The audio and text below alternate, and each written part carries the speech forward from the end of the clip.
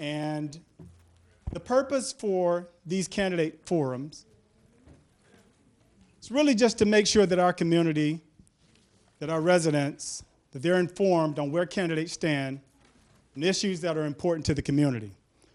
We want to make sure that when you go to the polls to vote, that you're not just voting for any candidate, but that you're voting for the issues that matter to you the most, and that you know clearly where candidates stand on issues that are of concern to you. And so hopefully, when you leave here today, you will be clear. And for those of you that are watching this from home or from the internet, if it's streaming on the internet, you'll be clear on where candidates stand on our very important issues. Just to give you a quick little overview of today, this forum is going to be hosted by the Black Village Voice and by the Urban League Young Professionals and by Unify. And so each of the groups' representatives will come up and say a few words to you to talk a little bit about who they are, what issues they are pressing to change. And then at 6 o'clock, we'll introduce our moderator and we'll bring up our first candidates. We're going to start with the mayoral race, and then we'll start with District 1, District 3, and District 5. So we'll have 30 minutes for each district. And so without further ado, I'd like to introduce the president for the Black Village Voice, Mr. Gerald Parrott.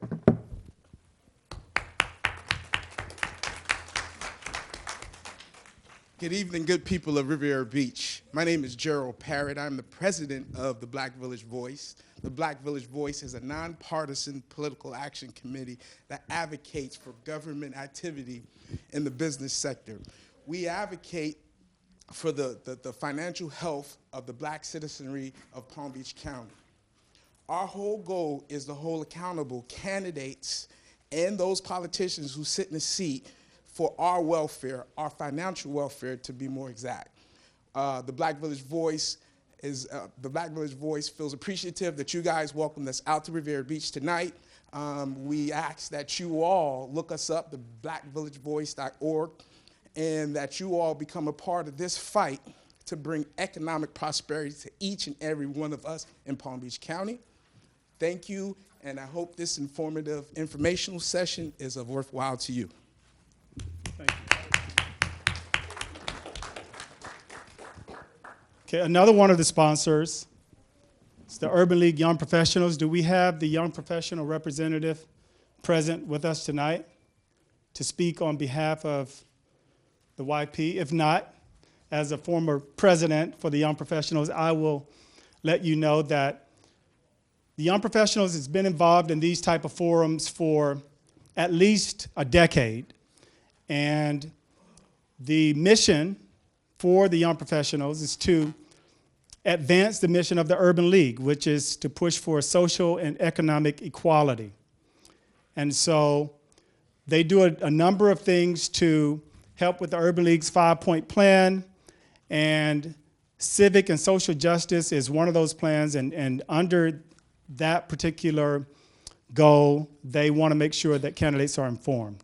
The Urban League Young Professionals, they're engaging our young people at every front around health, around community service, and if you're interested in getting involved, you can reach Clarice Redding at clarice.redding@gmail.com, and she will get you linked into their organization. Not only do they meet on a monthly basis, and they have various topics during those meetings, but they also have mixers, and they're finding ways to engage our young people, especially our transit community. They're finding ways to engage them on issues within the community and to utilize them as assets to help advance our mission. So that is the Urban League Young Professionals. And then I'm going to speak very quickly about Unify. I guess about 4 years ago, a group of concerned citizens came together around issues here in Palm Beach County. And those groups were comprised of like the Urban League, the Black Village Voice, SEIU, there are community leaders and others. There were a number of them. But they came and formulated a mission. And I'm just going to read it verbatim. We stand with our allies, lending our voices, actions, and resources to build a better community. We believe the power lies with the people. Unified Platform focuses on strengthening neighborhoods, economic prosperity for all, investing in our youth, and governmental accountability. So this forum will help educate you on these issues, on the platform issues for Unify. And they range all the way from law enforcement accountability to issues with the minimum wage or living wage, to dealing with poverty, and just engaging the community on a number of social fronts. So that is Unify, and there are a number of representatives of Unify that we have here present, okay?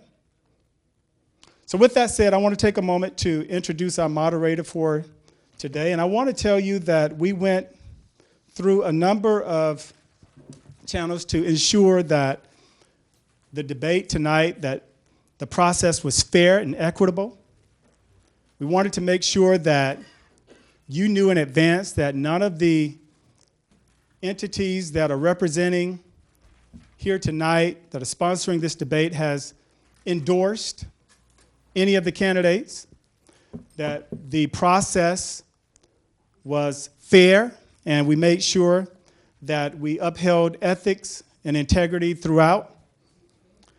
And as a part of that, we wanted to get a moderator that had not endorsed any issues, but fairly informative about some of the issues here in Riviera Beach. And so throughout today, we'll have an opportunity to hear from you on some of the platform issues for the various groups. We'll have an opportunity to hear from you as community members. And so we'll have cue cards that are going around. If you have questions, we'll take those questions and hopefully get to them. But without further ado, I want to introduce you to Grassford. He's a partner at Jones, Foster, Johnson and Stubbs, and an over 90-year-old law firm that is located in Palm Beach County and practices complex business litigation, intellectual property litigation, eminent domain, and transactional law. So Mr. Smith holds an AV preeminent rating from Martindale-Hubbell, the highest rating in both the legal ability and ethical standards, and holds various other honors, including the National Black Lawyers, 100 Top Lawyers. Mr. Smith is a member of the Florida Bar Civil Procedures Rules Committee, the General Counsel for the Urban League of Palm Beach County. He's formerly served as the president for the Malcolm Cunningham Senior Bar Association, and was recently elected to the board of directors of the Palm Beach County Bar Association. Mr. Smith is a graduate of New York University School of Law and a graduate of Florida State University College of Business, summa cum laude, with a Bachelor of Science in Management and Information Systems. He holds a business strategy certificate from Cornell University's Sam Curtis Johnson Graduate School of Management and was recently accepted to Harvard Kennedy's School of Executive Education Program for Emerging Leaders. So let's give a big round of applause for Mr. Grassford Smith. I'm going to use this. I've been told to stand here. Good evening. So I excuse that my back would be turned to the audience at points during this evening. As a lawyer, we have to stick to rules, so that's pretty much what I'm here for. This isn't my show. It's a show of the candidates, and obviously for you here as citizens to ask questions. The basic rules, and I'll be brief, is we will allow the candidates a 2-minute intro. We'll allow them 1 minute to answer questions, and we'll allow them an additional minute for closing. The debate will be divided into 30-minute sessions by the district that each candidate is running for. So there'll be 30 minutes per segment. Audience questions will be selected by a panel, and I've been told that there will be cue cards going around. You sign that to be provided to me, and throughout the evening, I will be asking those questions. And I know we have a timekeeper here, Shalonda, who will be doing an excellent job making sure that the candidates stick to the time. So without further ado, with that brief introduction, I want to call up Mayor Masters and Miss Billy Brooks to the front. That's correct.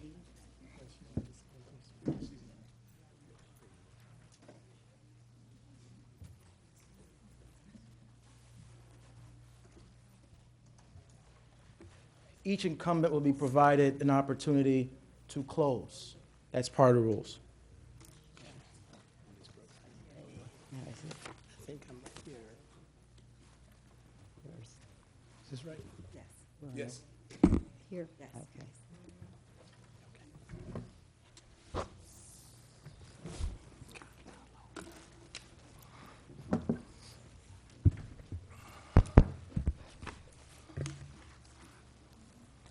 Mayor Masters, I'll begin with you to provide your 2-minute intro. Thank you, sir, and thank you for having us tonight. I'm a little hoarse. I've been campaigning around the clock on the street corners in the neighborhoods, door to door. But actions speak louder than words. I'm not here to talk about what we're going to do. I think the record will speak for itself. I'm thankful that the people of Riviera Beach has had 4 times, 4 chances to vote me out. But every time they voted me back in. I'm thankful to serve our people. I'm thankful to serve this community to the best of my ability. I hope that I have done a job that you're very proud of as mayor of this city. I will continue to be the voice of the people who have been left out, those that are robbing Peter to pay Paul, the voice of the working people, the middle class, the poor people, the seniors, the veterans, our young people. I want to be there for the people. I serve the people. And so having said that, I stand on the record and let the record speak for itself. And I tell people, if you think I've done a good job, vote for me. If you feel I haven't done a good job, vote for me to do a better job next time. Thank you very much. Ms. Brooks, same question. Okay, my name is Billy Brooks, and of course I am a candidate for mayor. And what I want to convey to the people who are listening tonight and who are here tonight, what I bring to this race. First of all, I want to see myself as a force for peace and progress. Without peace, there's no progress. Without progress, there's no prosperity. I have served on the council previously for 4 years. So I'm bringing to this position experience in government, knowing about the vision for the CRA and the vision for our city. I have to say that I bring to this position assets of leadership. I chaired the CRA, I chaired the Riviera Beach City Council, I chaired the pension boards. My leadership experience, I believe, surpasses that of the incumbent. Experience. I'm an experienced businesswoman. For 30-some years, I've been in business. I have real estate in this city. I am a taxpayer in this city and have been a taxpayer for 40-some years. The incumbent does not. I bring to this position unquestionable integrity. Unquestionable integrity. I have not always experienced that in working with the incumbent when I was on the council. I am a mayor who can work with the chair of the council, and that's very important. You've got to have a voice that will be heard by your colleagues. You've got to have a working relationship with the people that you're going to work for. We don't have a vote, but we have a voice. So I am here to offer my experience. My record speaks for itself, what I did on the city council. Thank you. And I just want to note that as you're answering questions, Ms. Shalonda Warren will be holding up cue cards to let you know when your time's about to expire, 30 seconds and 10 seconds. Okay, thank you. And I'll stick with you, Mrs. Brooks, with the first question. Please provide an overview of what you feel are the main issues facing the city of Riviera Beach, and provide a very brief summary, because that's all it would be, of your proposed solution to addressing those issues. And you have 1 minute. Well, of course, economic development. The marina we look at as our engine here, our economic engine. And as you know, we've had a back set so far as our master developer, and that's very important. Safety, the crime, people all over the city are concerned about crime. We need to look at how can we come in with programs that will eliminate, not eliminate, but at least reduce gang activity. Housing for our seniors is a very serious problem. The old housing area was demolished many years ago, and right now we've got to look at what are we going to do with our seniors to place them. They're spread out all over the place. Oh, I was just checking the time. We got to look at public-private partnerships. I don't know if the previous mayor here has collected enough political capital that we can go forward and begin to invite people to come in and look at our city. Thank you. Mayor Masters, same question. Please provide an overview of what you feel are the main issues facing the city of Riviera Beach. Well, let me just say this first. As relates to leadership, I know my opponent mentioned leadership. Ms. Brooks is saying the same thing she said when she ran before. 750, almost 750 people rejected that argument. They had an opportunity for leadership. They chose to keep the leader, the mayor. She said that I'm not a taxpayer. That's not true. I am a taxpayer in the city, a trustee of our church. I also have property in West Palm Beach, and my sister has a condominium in Riviera Beach. Integrity. People have had 4 opportunities to choose who's integrity or not. If they keep choosing, they keep looking at these things, and they continue to vote. I think that the main issue is, number one, putting people back to work. We must continue job fairs. I am the only elected official that have had conducted over 25 job fairs. Crime, if you don't have a safe city, you don't have a city at all. And I agree with my opponent, we must not leave our seniors behind. Housing is important, but more importantly, the Office of Veterans within the Office of the Mayor is very profound, and we have that. Okay, time. Thank you. What is your current assessment, Mayor Masters, of the CRA and its achievement of its goals and objectives? And what, if any, recommendations do you have to enhance it? Well, I'm proud of the CRA. Anytime you can put a shovel in the ground, you're making progress. It's interesting that my opponent talked about progress. I believe that those were the 3 keys that we talked about the other night in the State of the City address. We talked about peace, progress, and prosperity. Now, does that mean that the CRA is perfect? No, it isn't. Our city council, we're not perfect, but we continue to work together to try to make things better for the people. But I am for an independent CRA. It's problematic for me to be the CRA one day and be the city council the next day, wearing 2 hats. So as mayor, that is something that I certainly want to recommend and look at. They have it in Lake Worth. It works well. And if it's not total independent, it could be a hybrid. But I think we've got to bring some independency to the CRA board. Thank you, sir. Thank you. Ms. Brooks, same question. Thank you. I have checked the record of the mayor and his attendance at the CRA. I went back to August 2014 up until now, and the mayor has attended 2 meetings of the CRA. So it is very doubtful that he has any knowledge of what the CRA is doing except when he reads about it. I was involved with the CRA. I know what our vision is. I know what we're trying to do. I know the pitfalls. I know that we've got to, sure, there might be some merit to looking at a commission later on, but right now we're on course, we're on track, and we need to stay that way. The mayor gets a full-time salary more than the council, as a matter of fact. And I think it's shameful that he's only been to 2 CRA meetings, according to the attendance, since 2014. I have a question from the audience. I will, May I respond? Do we have rebuttals?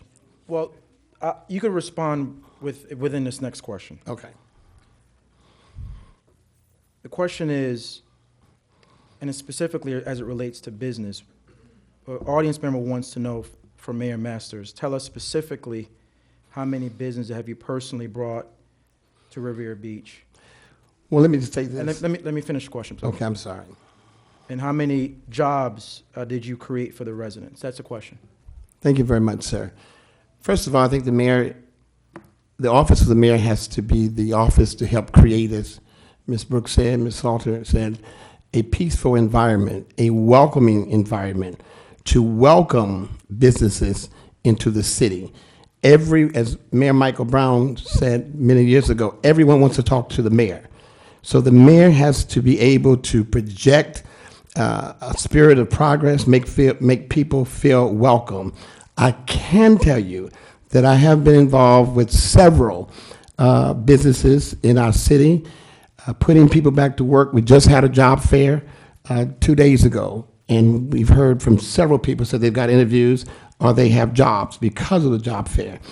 So I think it's important that we don't look at numbers. Let's look at creating the environment.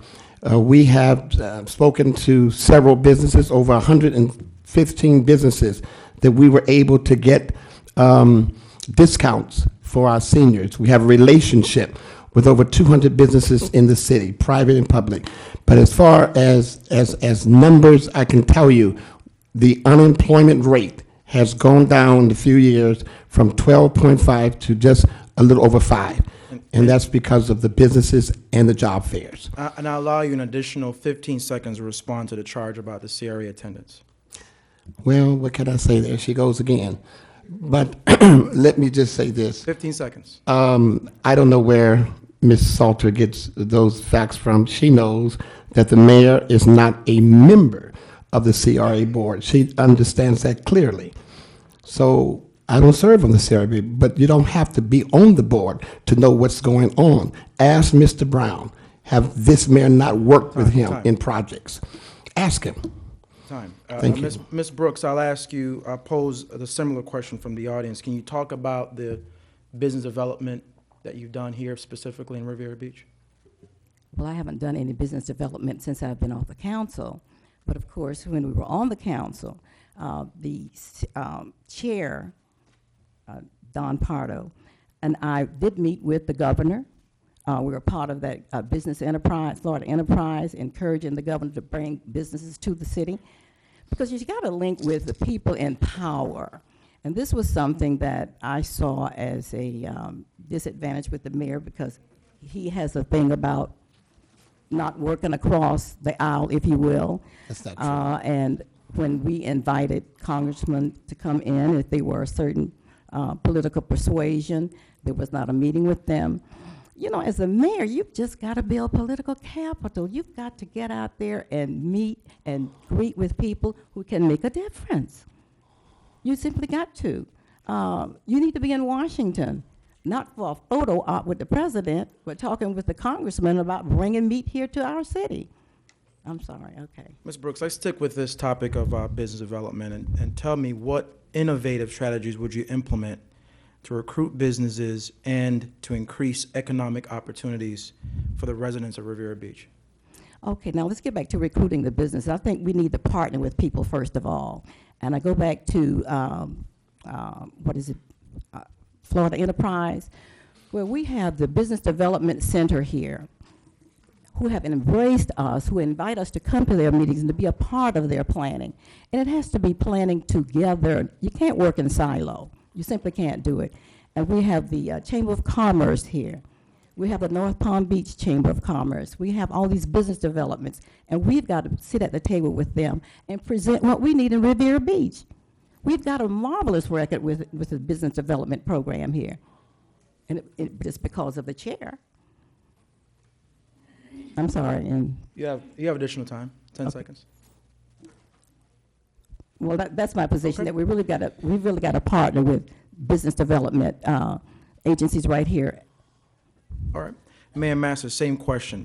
What innovative strategies would you implement or have implemented since you've been in the position of mayor to recruit businesses and to increase economic opportunities for the residents of Riviera Beach? First of all, I think we have to tell our story. We have to tell the story that Riviera Beach is still the best waterfront city which to live, work, and play, and to invite businesses into our city. Private and public partnerships is important, but you've got to tell your story. Then you've got to make sure that we let them know that we are growing, that we are stable. We must tell the story. And then lead by example. Be able to show that there are businesses that come into our city who are thriving, who are growing, who are doing well, who are putting people back to work, and be able to convince them this is the place to be. And that's what we've been doing. Let me jump to a question regarding our schools in this city. How would you increase proficiency and graduation rates with the local public schools? And I'll pose that question to Ms. Brooks. You have to become a part of the process, and as elected officials, we must get involved with the overall plan with our school administrators. For me, and I'll just say this, that since I have been off the council, getting better education for our children has been a priority.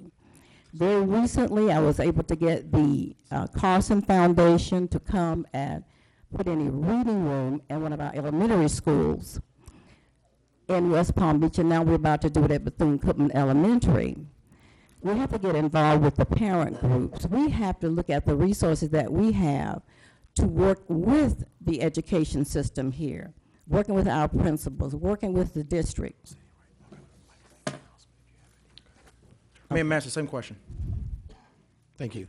Well, I can tell you this. I've been very involved with the schools here in Riviera Beach. Ask the principals who walk the aisles of the school. Ask them who spend time in the cafeteria meeting students. Ask them about mentoring. Ask them about tutorial programs. This, and also giving scholarship. I can tell you as the mayor, I have given more money to scholarships than any elected official that I can remember. So I think it's important that our children see us, they feel us, and they understand that we care about them. And last but not least, Brother Carl has a great program, and others trying to get men. Men must get involved. We must save our children. They must see us bringing our children, getting involved. So I think that parent, teacher, students, community, and others, and their city leaders must work together to make our schools become better and to continue to grow, go, and glow.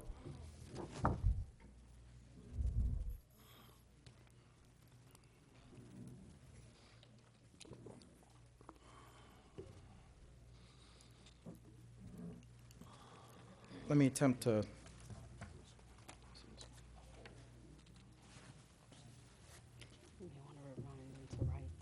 Yeah. I'll ask this question to Ms. Brooks. Riviera Beach has an outstanding waterfront, but continues to struggle when compared to lesser cities. How do you explain this, and how do you fix this, most importantly? Emphasis on lesser. I understand the question. How do you capitalize on the waterfront that you have here? Well, first of all, we need to make sure that we do maintain a really good waterfront. We need to have businesses.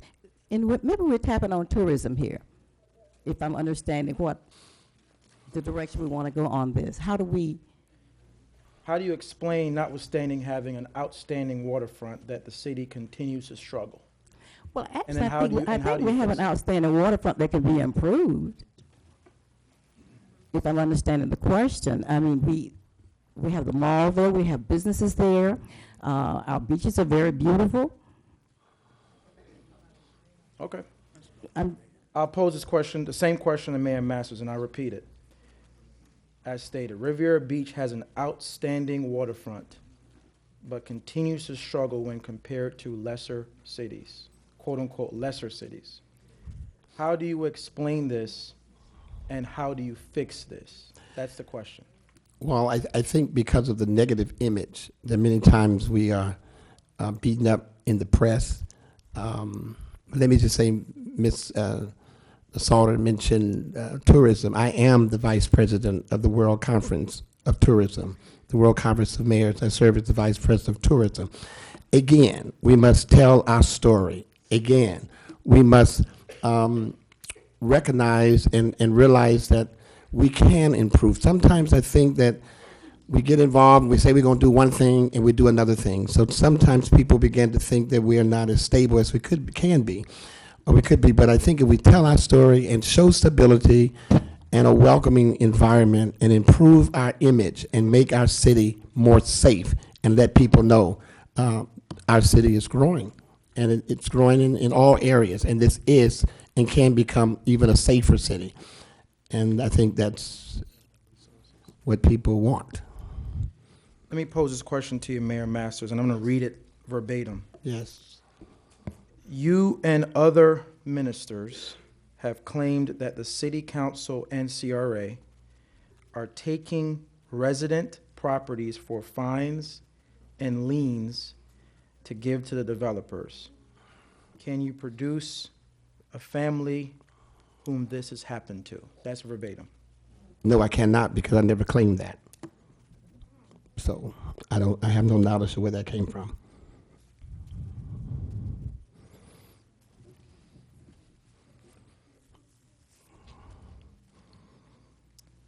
Here's another question and I pose this to Ms. Brooks. What sources of revenue have you been responsible to bring to Riviera Beach that directly benefits residents and businesses, and tell us about those benefits specifically? Well, as a private citizen, I have not.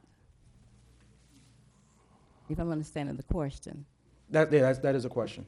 Okay, would you repeat it? What kind of What sources of revenue have you been responsible to bring to the city of Riviera Beach that directly benefits residents and businesses? That's a question posed from the audience.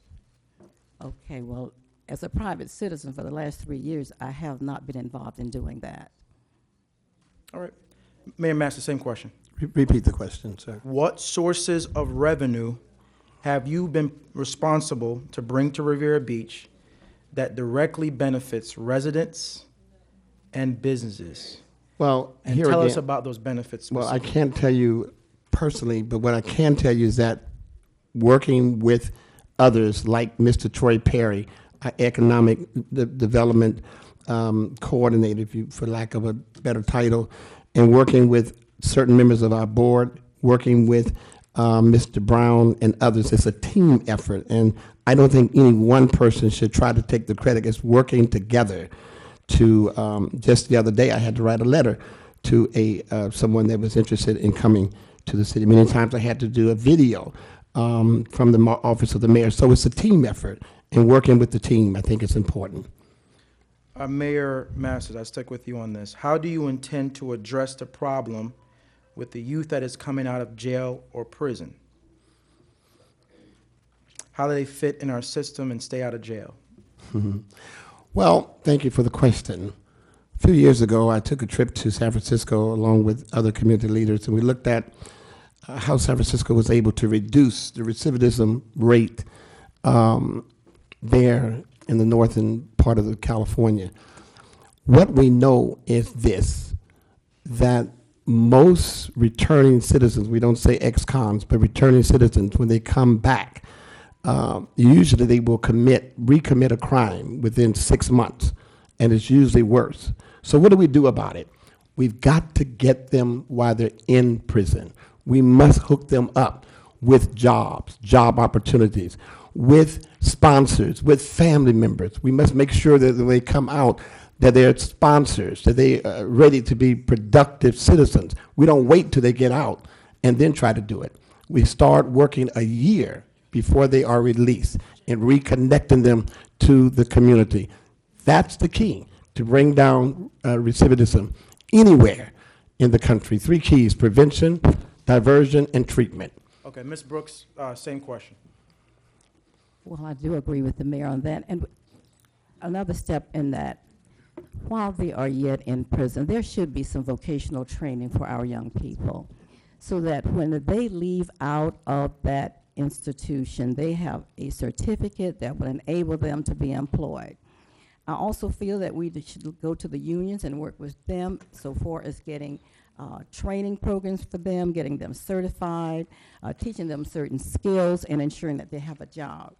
And also another important feature, when these young people get out, if they have a record, many times it's difficult for them to have housing with family members. And housing is now moving toward a very compassionate program, and that is to allow these people, persons, when they are released, to live in a home that is subsidized with housing, provided it's a nonviolent type of crime. So they need the support of their families when they get out and friends, and this is a big plus, and that is on the that is happening now. We're gonna be wrapping up fairly soon, but I want to ask another couple of audience questions. Still the same question. Be specific. Okay. This is Yeah. One more question. If elected, what will you do to help the communities of Thousand Oaks with water issues, parking, and extending the landscape beautification to the end of Congress Avenue and Blue Heron? And I pose that to Ms. Brooks. A few parts of that question. What is the first part? That has to do with beautification, the water issue. Water issues, parking, and the landscape beautification related to Thousand Oaks. Okay, of course, we have to work within whatever the guidelines are of the HOA, but certainly when it gets down to water issues, and I've been out to Thousand Oaks before when I was elected, and immediately tried to resolve those issues, and I would also bring, to the council, what can we do? Be specific to what the issues are, and be very honest about what we can or cannot do. But I'm always one who will fight for any issues that are of concern to our residents. I'm very solution-focused. And what's also important is that, the mayor doesn't have a vote, but you have a voice. So I can bring to our colleagues, to the council, what the specific issues are, get back with them, address those issues, and see how we can go forward to work collaboratively with their agency, with our agencies as well. Mayor Masters, I have a follow-up question. May I respond to that question? 15 seconds. Rebuttal. Ms. Salter mentioned unions. Well, I just got the endorsement of the AFL-CIO and the SEIU, so I do work with unions, and I do believe that they're doing a good job in the apprenticeship program. And I'm also the only elected official, the only one who have had job fairs for ex-offenders, returning citizens. So we must not talk the talk, we must walk the walk. I have a question for you specifically, Mayor Masters, and I know specificity is something that we need. Would it be possible, and this is I'm posing it exactly as I read, would it be possible to get an answer from Mayor Masters about the number of jobs and businesses that he brought to Riviera Beach? If you can be specific, if you have statistics on that. I can. The last time that we looked at it, we had the employers to actually come here and say how many jobs that they offer and that they hired. And at that point, it was at least 500. The point is, if it's one job that somebody didn't have, that's a good number. And we're not just doing job fairs, but we're constantly trying to put people back to work, whether it's 500, 600, or 700. That's on my watch. But others cannot say that because they have not had job fairs. They do not have a job program as we have, and we continue to put people back to work. So I would say hundreds, 500, 7,000, hundreds of jobs since we've been here in getting people jobs, period. Now, don't just take my word. Ask Marriott, ask Sears, ask Cisco, ask Cheney Brothers, ask these major companies how many people they've hired from it. The mayor can say anything, but the real proof is in the pudding. It's from the companies. Ask them. They'll give you the numbers. I'm going to move to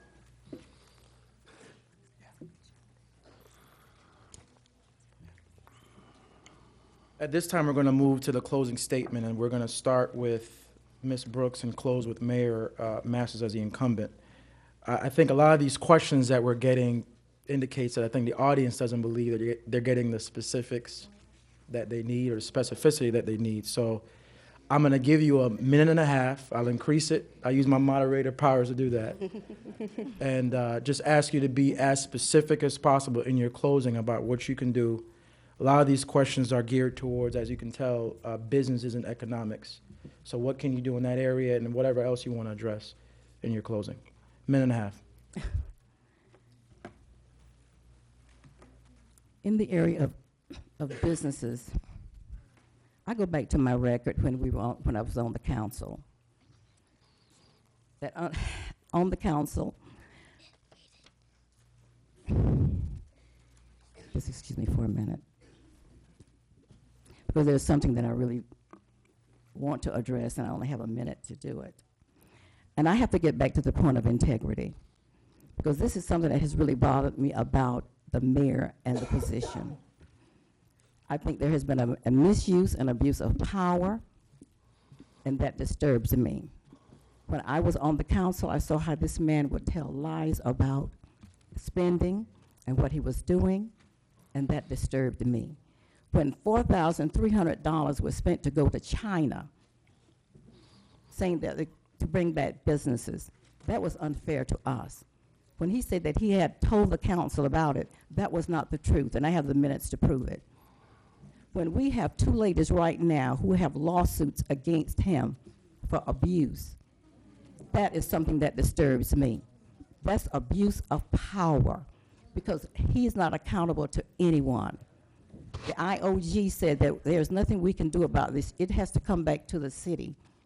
And those girls have been feeling that they had no support to help them. Time. So that is what bothers me.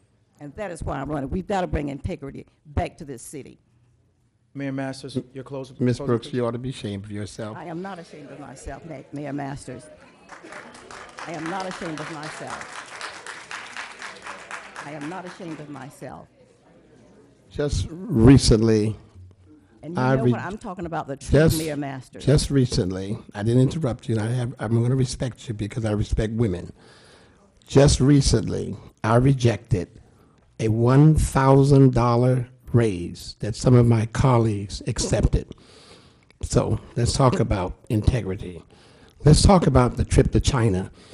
Ms. Brooks and one of the other colleagues dragged me through the mud about China and didn't go anywhere. Not one citizen ever came up here and complained and asked about the trip to China. I would tell you I've helped at least get at least 500 jobs. I would tell you that I have organized more neighborhood crime watch programs in this city than any other elected official. I will tell you that when Park Manor did not have a neighborhood group, a watch group, when I lost to Mr. Brown, I went back in my neighborhood and organized Park Manor, and now it is the largest neighborhood group in Riviera Beach. I just ask the constituents and residents to just remember me. Remember who's been there for the veterans, the seniors, our young people, who's been there with the community and will always speak for the community. But I'm not going to sit here and try to say anything negative about my opponent. That's not my character. Thank you. Thank you. Thank you both. Thank you.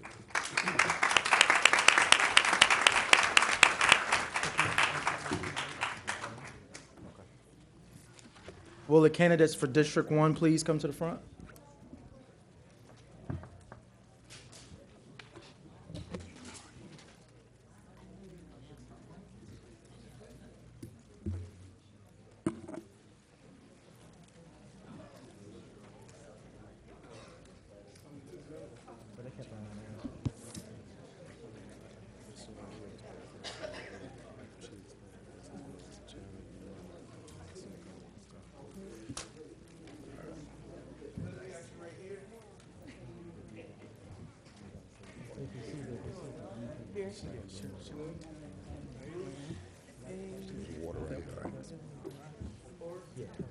But some of them, I think that they have something on purpose.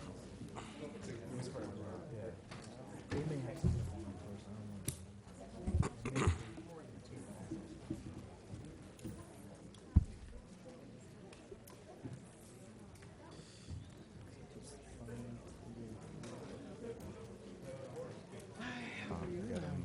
know. So for this race, we got 4. This person disqualified, so we should have 4. Yeah, so we got 4. I'm good, and yourself, sir? Yeah.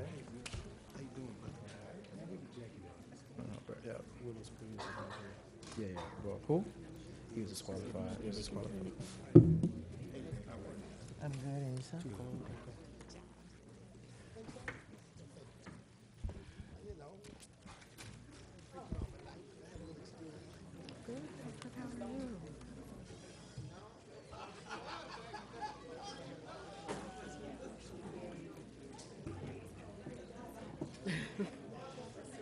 Yeah, they're doing it. Yes, okay. Absolutely.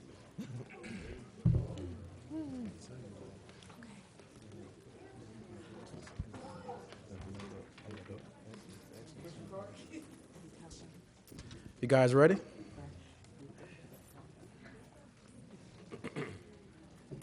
Ladies and gentlemen, let me just repeat a couple of housekeeping rules. I'm sure you observed some of the last question and answer portion.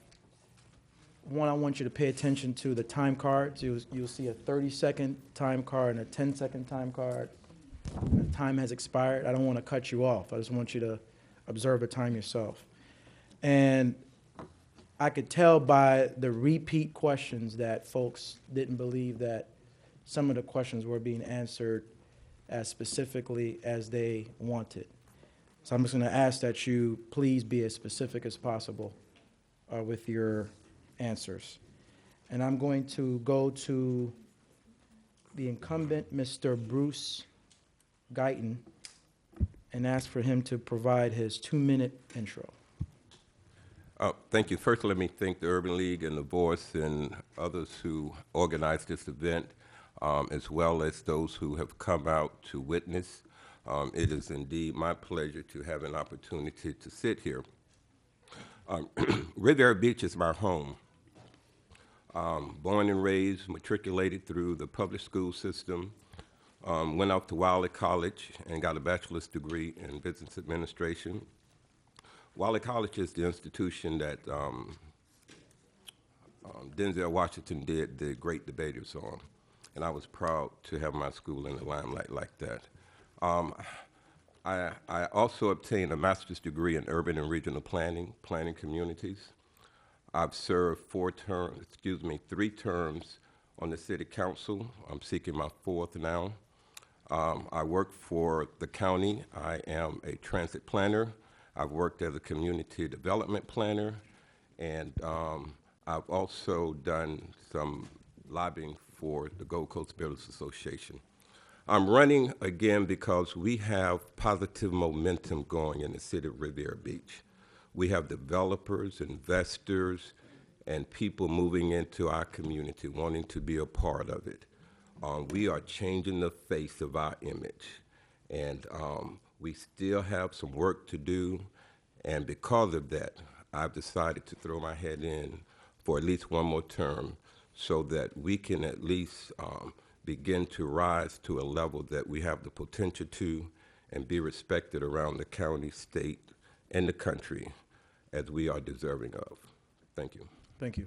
Ms. Hubbard, your 2-minute closing, please. Oh, rather, intro. Okay. Don't close yet. Good evening. I am Lynn Hubbard, here from Riviera Beach, a resident. I went to school here, and my family lives here. I did serve on the city council before. I am passionate about the city of Riviera Beach. Along with my skill set, I feel that I have the ability to improve the quality of life for the citizens of Riviera Beach. I have a plan to reduce the water rates and to remove the unfair and illegal liens off of people's homes. I went to Florida A&M University, where I graduated with a BS degree with a BS degree in business administration. Also, my background is community and family self-sufficiency, helping families to design action plans where they can decide what they want to do with their lives and how they can get there. Riviera Beach is a prominent city with a lot of resources. We have our beach, we have our port, we have our marina. All of those are resources that we need to be able to turn and parlay into a better quality of life for the residents of Riviera Beach. The resources that we have can be used to increase economic momentum for the citizens of Riviera Beach. While there are things happening in Riviera Beach, such as development, that's fine. What I want to see is that development benefit the residents of Riviera Beach. I want us to have local jobs for local people. I want to see business opportunity goes to our local business people. I want to see if I want to see all of the residents participate in the redevelopment of the city of Riviera Beach. That's why I'm running. Thank you. Thank you. Mr. McCoy, your intro, please, 2 minutes. Thank you, Mr. Grassroots. I'm Chodrick McCoy, running for candidate for City Council. And certainly, I think I also am a lifelong resident. I'm 32 years old, and I only left here to attend college where I actually graduated. Unlike many, I see a lot in Riviera Beach that has not changed, at least from my time growing up here. And certainly, you would expect when you return things parallel as you progress, and that's not been the case. And accordingly, I've chose to take up a role in public service. I involved myself in the community back in 2008, volunteering on a number of different boards. I was recently appointed by school board member Marsha Andrews to the Construction Oversight Review Committee. And certainly, I think it's important that we understand the issues that surround our community, as well as in the education realm. One of my concerns was what we fought here in Riviera Beach about 14 years ago. We don't even have our own high school in Riviera Beach. A lot of things that I see, like there's a number of shootings in our community that have just occurred over the last couple of weeks that have went unaddressed. And mainly because we don't have that community organization that I remember as growing up.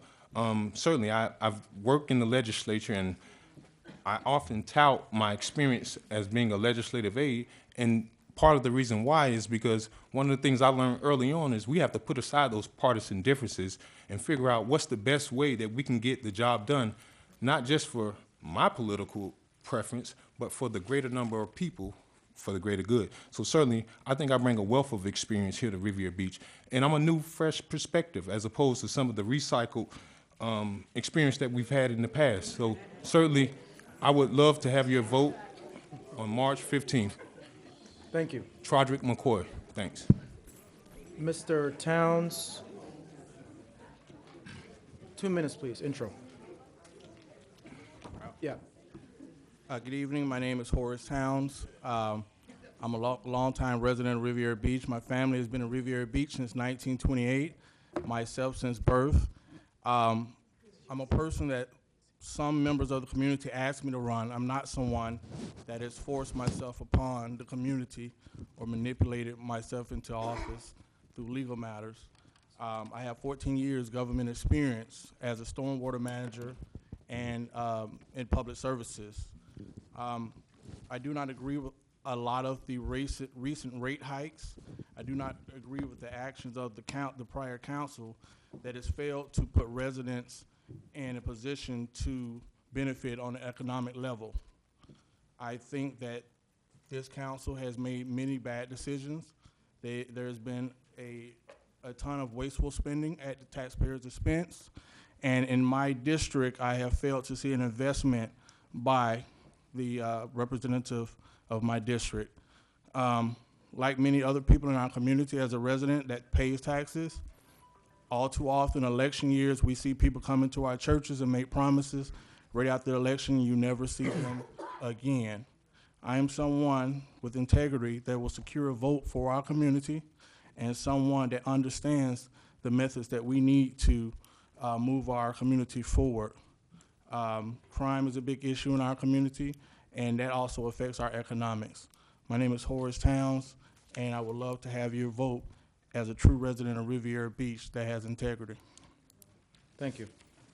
Mr. Guyton, I'll go to you. I think you may have a thought about the recycled label. So let me ask you to address the role of experience and what value you think experience brings to this particular race. Absolutely, and I thank you for this opportunity. One That has been one of our city's biggest problems toward progress. We elect people with sound bites, no documented plan for progress, and the experience that is required in order to understand the complexity of some of the issues that we have to address can only be gotten through experience. If we have people up here with little to no experience in policy making, public administration, and planning, our progress would be very limited. What we need are people with experience and in education, as I have a master's in planning community, and I have 18 years of public service. I've served 3 terms, and I've also been involved in the community in many community boards. So experience is paramount for progress. Thank you. Mr. McCoy, do you have a response in terms of Mr. Guyton's experience? Absolutely. Well, not so much Mr. Guyton's experience, but I will like to respond to his question. It seems a lot like me who he describes. I do too have experience in policy making. I'm a legislative aide for State Representative Bobby Powell, and also prior to that, Mac Bernard. And I'm also have experience in planning, Mr. Guyton. As you know, I've served the Riviera Beach Planning and Zoning Board for the last about 4 years, and 2.5 of those years as the chair of the Planning and Zoning Board, and definitely in budget and appropriations. Maybe about a year ago, we had a check that was back here behind the City Council desk from the state of Florida, a part of which I was gladly proud to bring back here to our community. So certainly, I believe I have that experience. So you don't necessarily have to have a planning degree, and pardon me for that. My degree was in accounting. So certainly, I think I bring a fair share to the table as well. Ms. Hubbard, same question about experience. I do believe that experience is necessary, and it's important to have it right now at this critical time in where we are in the city of Riviera Beach. Yes, youth is fine, but if youth doesn't bring experience and history and understanding of what it's going to take to move the city forward, we're going to be back starting over. For the residents of Riviera Beach, that's a detriment to the citizens of Riviera Beach.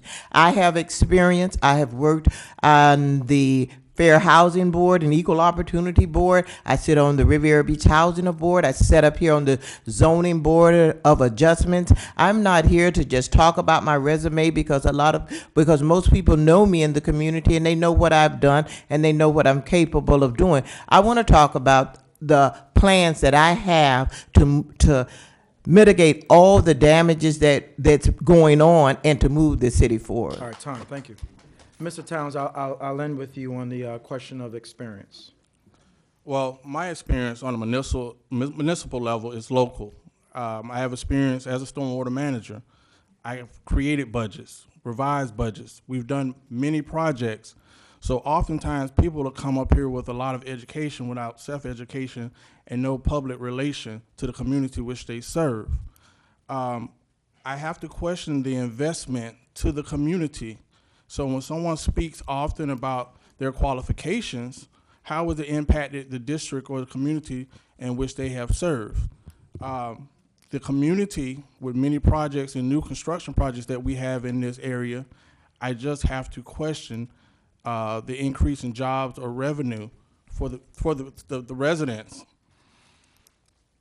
Ms. Hubbard, I'll go to you with the next question, which is from the audience, and I keep getting the word specific, which is what the audience really wants. So the question is, if elected, what is your specific plan post-election for the city? Specific. Specifically, the first thing I want to do is to make sure that the residents who still own property in the city of Riviera Beach understand that they don't have to be afraid of it being taken away from them by any means necessary, illegal or unfair property liens. I want to make, my plan is to make sure that we prioritize our capital projects so that we can reduce the water and sewer rates in the city of Riviera Beach. My plan is to make sure that there is affordable housing available to the residents of Riviera Beach. People who feel safe and comfortable that they can afford the homes in which they live in, then they will want to do better. And most equally as important, that we have local jobs, that we create local jobs and business opportunities for the residents of Riviera Beach. Thank you, time. Same question to Mr. Guyton. My plan is to continue on the path that we have started because it has been successful. Part of the problem has been that when we get newly elected officials, they come in and want to undo success, and when that happens, it turns the clock of progress back, because all of the time and years that it has taken to build a rapport with the business community, get their trust in investing, that is all gone at the point at which they say that we need to do something different. So my plan is to have some consistency and continuity with business development and job creation, and I have the data, documents, and evidence to prove that we've been doing that. Thank you. Mr. Towns, same question. Well, it's interesting that the incumbent, Mr. Guyton, said his plan is successful. I have a fear that the new Riviera Beach that is trending does not include the residents that have been in Riviera Beach for decades. Economics is a big issue for me. Jobs, lack of opportunity increases crime rates. We have to invest in small business. We have to make sure that we have career jobs in place for a lot of people in this community. That has not happened. We've had a chance to invest in this community and provide 90 to 100% jobs in this city, and the city council did not take that action. So I question if the council really has intentions to include us or has a true economic plan for the residents of this city. I do have a plan, and it's revolving around economics and jobs that'll strengthen the middle class. Thank you. Mr. McCoy, same question. Sure, and I'll actually give you a plan as opposed to some of the other candidates. and I'll just, in summation, just outline the 4 major issues that I see. And Ms. Hubbard actually hit on one of them, was the capital improvement plan. And that's something that I actually study. And I'll tell you why.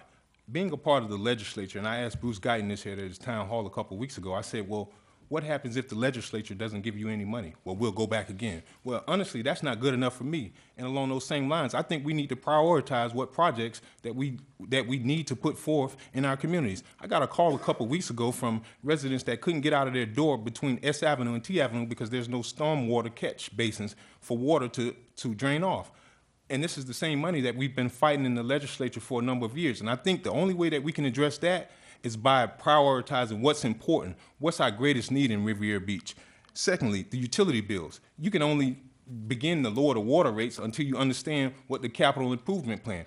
There is no possible way that you understand what's important in Riviera Beach until you understand 5 years out how have we allocated our money. And also, I'll take— Time. Thank you. We'll come back. Thank you. Okay. And I'll start with Mr. Towns on this question. Please do.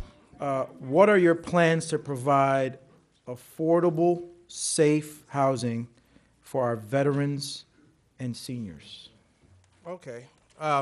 First off, I fear that the city of Riviera Beach, we've had no real investment towards that. I would want to redirect our resources towards making that happen. We have areas in our city that have not been developed in our city along the corridor of Congress. That will be my biggest issue, is directing or working with, I can't think of the board at this moment, Riviera Beach Housing Authority. Riviera Beach Housing Authority, to make sure that we have affordable housing in place. Mr. McCoy is very, very knowledgeable. I find it comical that he came up with the plan since our last conference, but we proceed. Let's go to Mr. McCoy, and you could also include your part of your last response. Okay, 1 minute. absolutely. Well, actually, The question is, what are your plans to provide affordable, safe housing for veterans and seniors? absolutely. And I do too agree that we need to do more for our Riviera Beach Housing Authority. One of the problems I see in our housing authority, which Ms. Lynn Hubbard sits on that board, I'll point out to you is this. Riviera Beach Housing Authority doesn't have real viable options. They're on the west side of town competing with the CRA CDC Development Board for the same federal dollars or the same state dollars to bring back here in Riviera Beach. Absolutely. One of the biggest things that I said when I returned home, there is no real options as it relates to affordable housing, not for someone that wants to live on public housing, but someone in a first-time home buyers program. The number of properties that we have in the CRA district, we need to figure out how can we bring our newly returning individuals home from wherever, how do we now get them into affordable housing? And that's one of the things that the city lacks. No, we shouldn't give out subsidies to individuals that want to start, but we need to incorporate programs into our community development, like our neighborhood housing and our neighborhood rehabilitation stabilization program that's funded through by the federal government. Mr. Guyton, same question. Thank you. We've already started working with developing programs to assist in purchasing homes. One of the things that I think we need to be mindful of, and there were some things I need to address that were not accurate about other questions. I hope you'll let me come back about the capital improvement plan, because we do have a 5, 10, 15-year plan that we have when we're implementing. It was suggested that we don't. But as it relates to the housing, one of the things about dealing with municipal budgets, you'll find that you don't have a finite number of funds. So what you have to do, you have to go and collaborate with other agencies that have a focus on those areas. We helped to develop a community development corporation who received over $1 million from the county to build, initially, if I'm not mistaken, it was 7 or 8 homes. And we're now seeking funds to increase that number. And what I would suggest we do is put in requirements that the veterans get first shot at some of those homes that we're creating so that we can assist them in that manner. Thank you. Same question, Ms. Hubbard. Repeat the question. What are your plans to provide affordable, safe housing for our veterans and seniors? Quickly, I do sit on the Riviera Beach Housing Authority, and my plan is to take that position that I have and to couple it with some of the different programs that are already here in the county. The housing, Mr. McCoy evidently does not understand the housing authority's role and how we get funds in.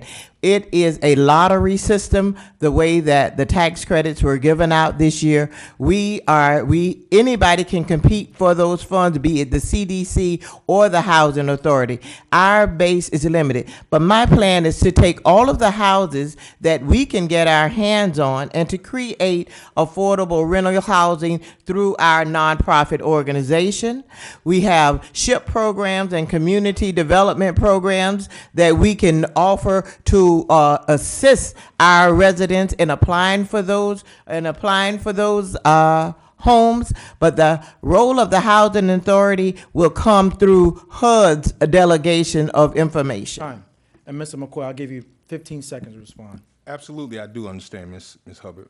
You know, in my professional role in which I have, I work for Representative Bobby Powell, who is the state representative. And part of my duties is we actually are the legislative liaisons for these state agencies, like the Florida Finance Housing Fund. And I can tell you, I've spent countless hours on the phone with individuals from your agency. In fact, your director, Mr. John Hurt, trying to make sure that we prioritize and figure out what it is that we need to do to get Riviera Beach at the top of the list for the sales funds. McCoy, time. And also for the ship housing funds. And I'll tell you something. Mr. That was Thank you, just thank two- you. Time. 2 Thank months you. ago. Mr.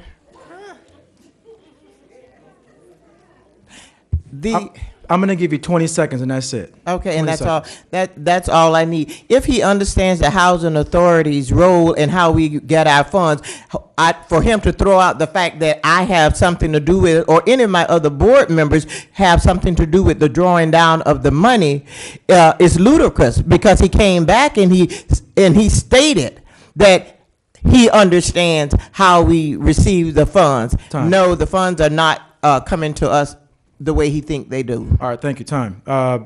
Mr. Guyton, we have a question in the audience regarding keeping our kids in school is a big problem. What specific plans do you have to help our kids, keeping our kids in school? One of the things that I think that we as a community and as a council need to do is understand our role for which we have been elected. We have a school board and a school system that we need to work in collaboration with, but that focus of the school system is the elected body of the school district. I am willing to collaborate with the school district in order to start a truancy program to keep kids in school. We had that back in our days. We don't have it now. But the main responsibility and obligation is going to start in the home.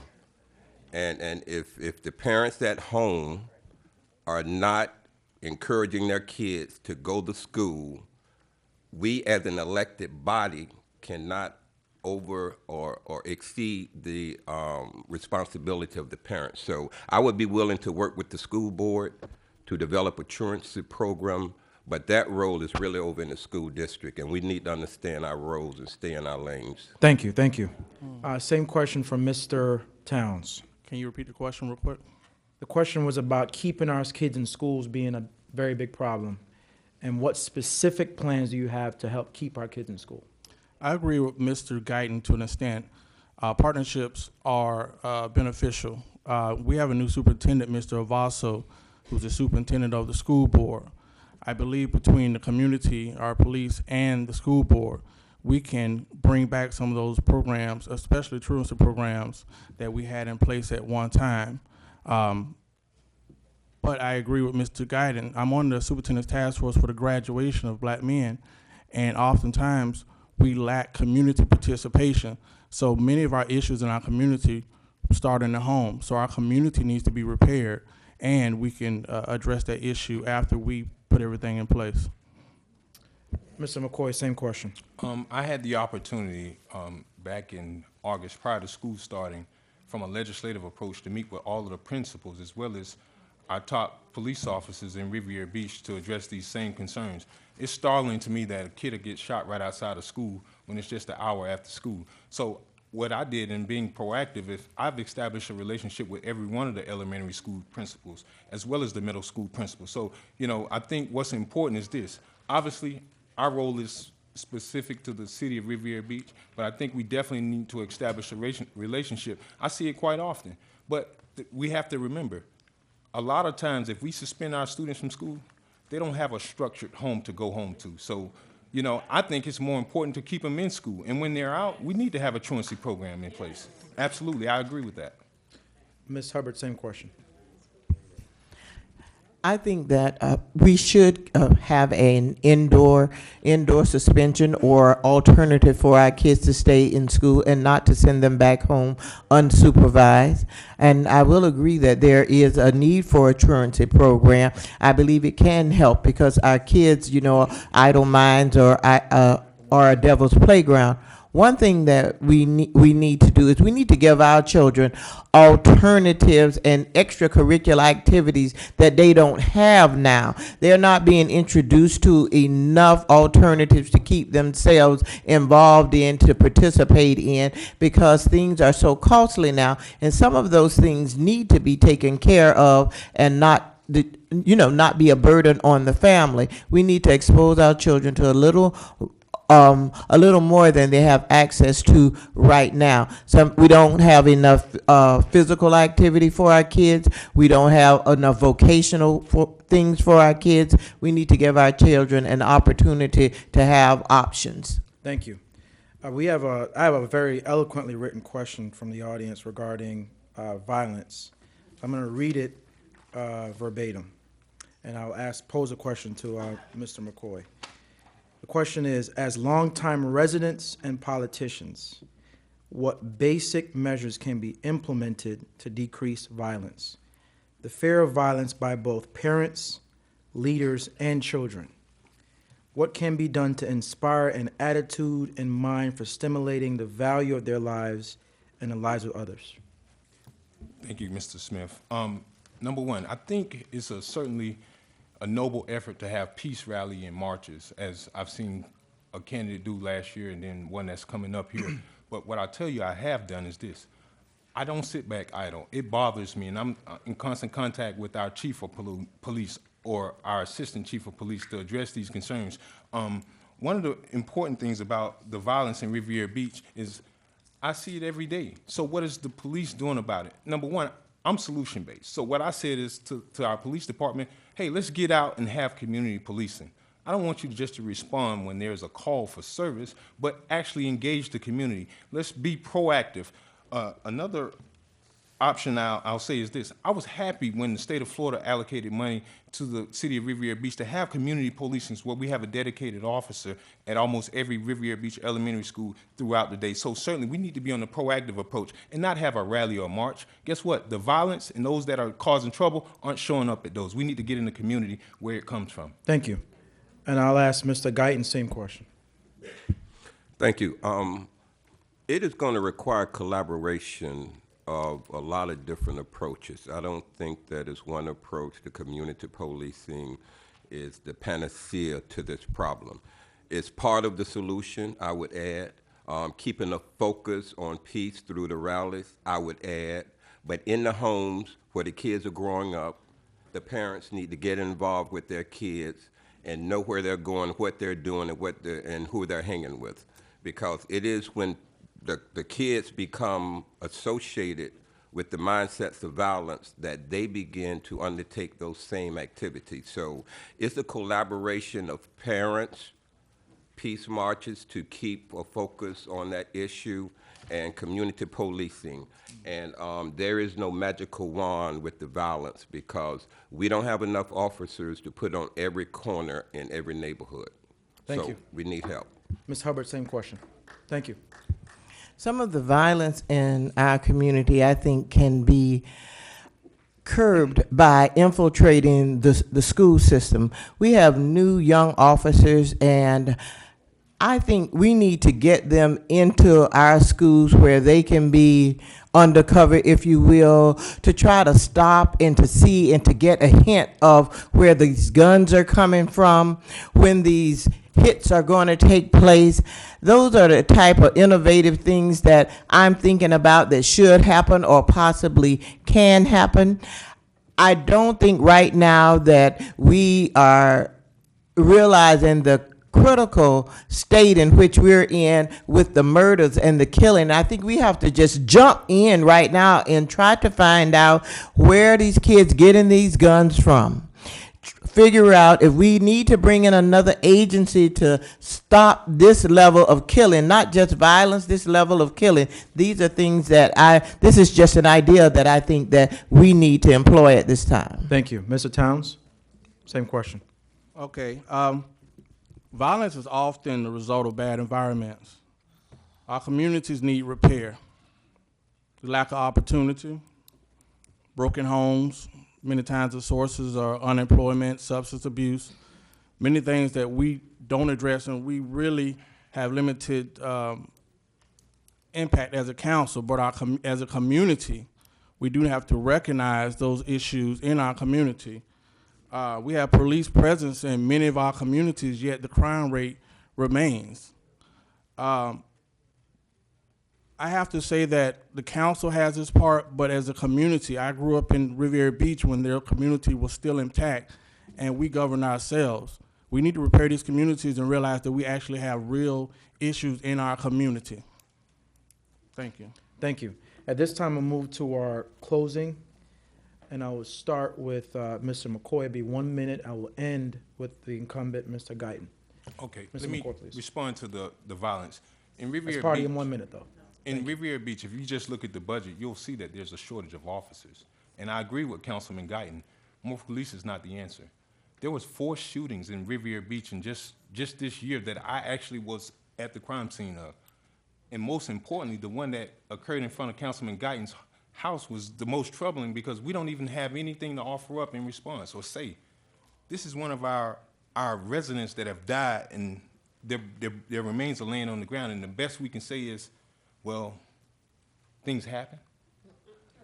Aside from policy, I think the quality of life is most important. There's no economics, there's no schools, there's nothing unless you have a safe city. And I think we need to be proactive again, as opposed to waiting for these kind of things to happen and then say, well, we need to bring in an outside agency. Absolutely not. I need your vote on March 15th. Because I am a fresh perspective. We don't need to continue to recycle these people. I'll tell you something. The $12,000 raise, we can't stand on the corner and beg for your vote and then turn around and say, well, since you elected me, now I want more money. No, I think one of the most important things is this is public service. And I come into this knowing that. That's why I would ask for your vote on March 15th. Thank you. Thank you very much. And I'm going to give the other candidates 90 seconds just so that we have some parity. Sure. And I'll hold you to 90 seconds, and I'll go to Mr. Towns next. 90-second closing. Okay. Most of all, I think this council, I would say the Riviera Beach residents have been victim of bad decisions, wasteful spending. As a councilman, I recognize that I serve the community. That is the biggest issue. Many items don't come to the city for a vote. People on this dais have ruled as if they are the judge and jury. It amazes me that already politics, I would say politics has invaded our community. You don't hear much talk about body cameras anymore. I will let you know that I'm against CRA expansion. There's a loss of revenue for our city and our tax base. We need economic growth in this community. That's the only way this community is going to recover. I do recognize the issues in this community. Mr. McCoy is a bright young man. Thank you. But I cannot vote for someone that wants to run a city but has never ran his own home. I'm a taxpayer and citizen, and I want to be someone that represents our community, and the integrity is there. Thank you. I'm Horace Towns. Thank you. Ms. Hubbard, 90 seconds.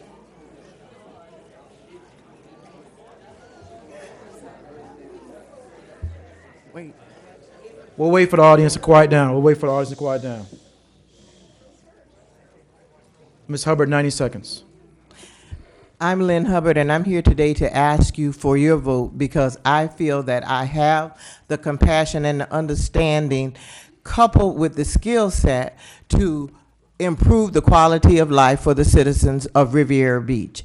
Mr. McCoy mentioned that I hit on one of the ideas or the plan to move the city forward. He repeated it perfectly. Prioritizing capital projects is going to be one of the main keys in lowering tax rates lowering the water and sewer rates here in the city, and understanding that with the 5-year plan, you can prioritize because you have no intention of doing them all in the first year. I also see the resources of the city. The people of the city are a resource. Our marina, our beach, we do not need to expand the CRA at all because that right now we need the way the CRA works, those funds will stay in the CRA. Once that's done, then you close that down and you move to another area. You can't find very many cities that continually add groups to the city of Riviera Beach. We are going to bankrupt this city if we continue to move in that fashion. We will not even own the city of Riviera Beach if we continue in that fashion. After a while, we will only need a CRA director. We won't need a CRA manager. Give me your vote on Tuesday, March 15, 2016, and I will show you how we can move this city forward and the residents of Riviera Beach. Thank you. Thank you. Thank you. Mr. Guyton, please. 90 seconds. Thank you very much. During each election, it is inevitable that those running for office have to criticize those in office in order to try to secure votes. That's just part of the process, and we're not going to act like that's some new phenomenon. So I'm not surprised at the criticism, but what does surprise me that no facts have been articulated about the number of jobs that have not been created or have. I have documents here that shows in the last 2 years, I have 21 projects here that either are new or been expanded for $123 million. These projects are creating jobs and increasing our tax base. Data, documents, evidence. I would like for my opponents to produce some data, documents, and evidence. You have a lot of sound bites, you have a lot of criticism, but give us a plan that can be vetted like all of the other plans that we have on the table now. The other thing that we are doing now, when we had that marina development, local participation was not an option, it was required. It wasn't an option. We told them that if we have people that are qualified in our city, they get first shot. The other thing that we did, we created a mentoring GC program where those general contractors who could not participate, we put in an extra $300,000 so that 4 minorities, Joe Anderson, Mike Carter, Ezra Saffo, and Newbold, could participate on a level where they can get experience that can be beyond just getting a paycheck. And they got close to $100,000 for that project. Thank you, Mr. So Guy. we have the data, documents, and evidence to show that we are producing and our local people are participating in our economic growth. Thank you very much. Thank you very much. Thank you. Is that it? That's it. Thank you.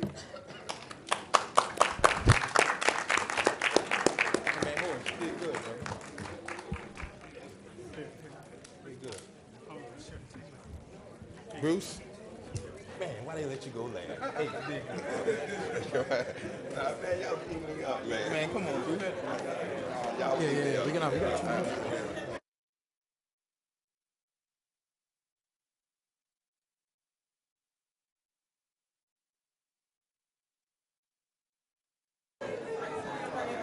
James, we got 2 more races.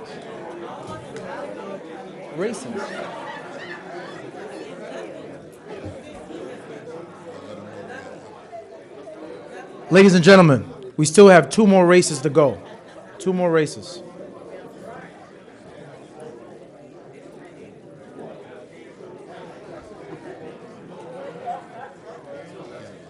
Let me ask Ms. Tanya Johnson, Ms. Sylvia Blue, and Mr. Tommy Walker to come to the front, please.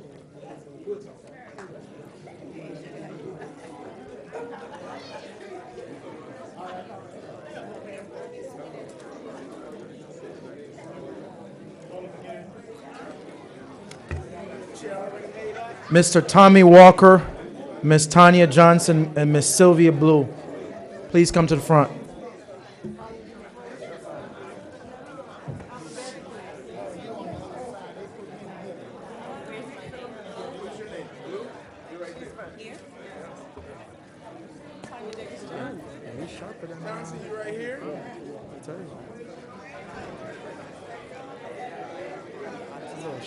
A little bit too sharp criticism.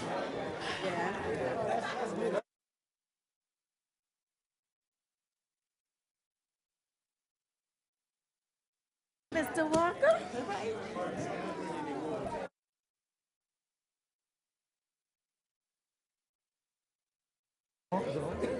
Tell him, Tanya. But we gonna be Jim. Huh? We not doing it. No, put this on. Is it on? Okay. About to get started right now. We can be seated so that we can get started.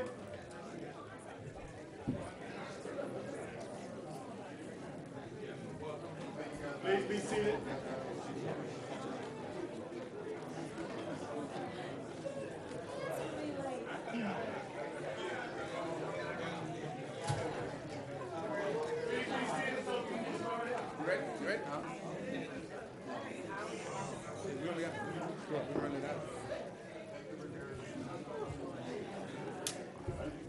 Ladies and gentlemen, you ready?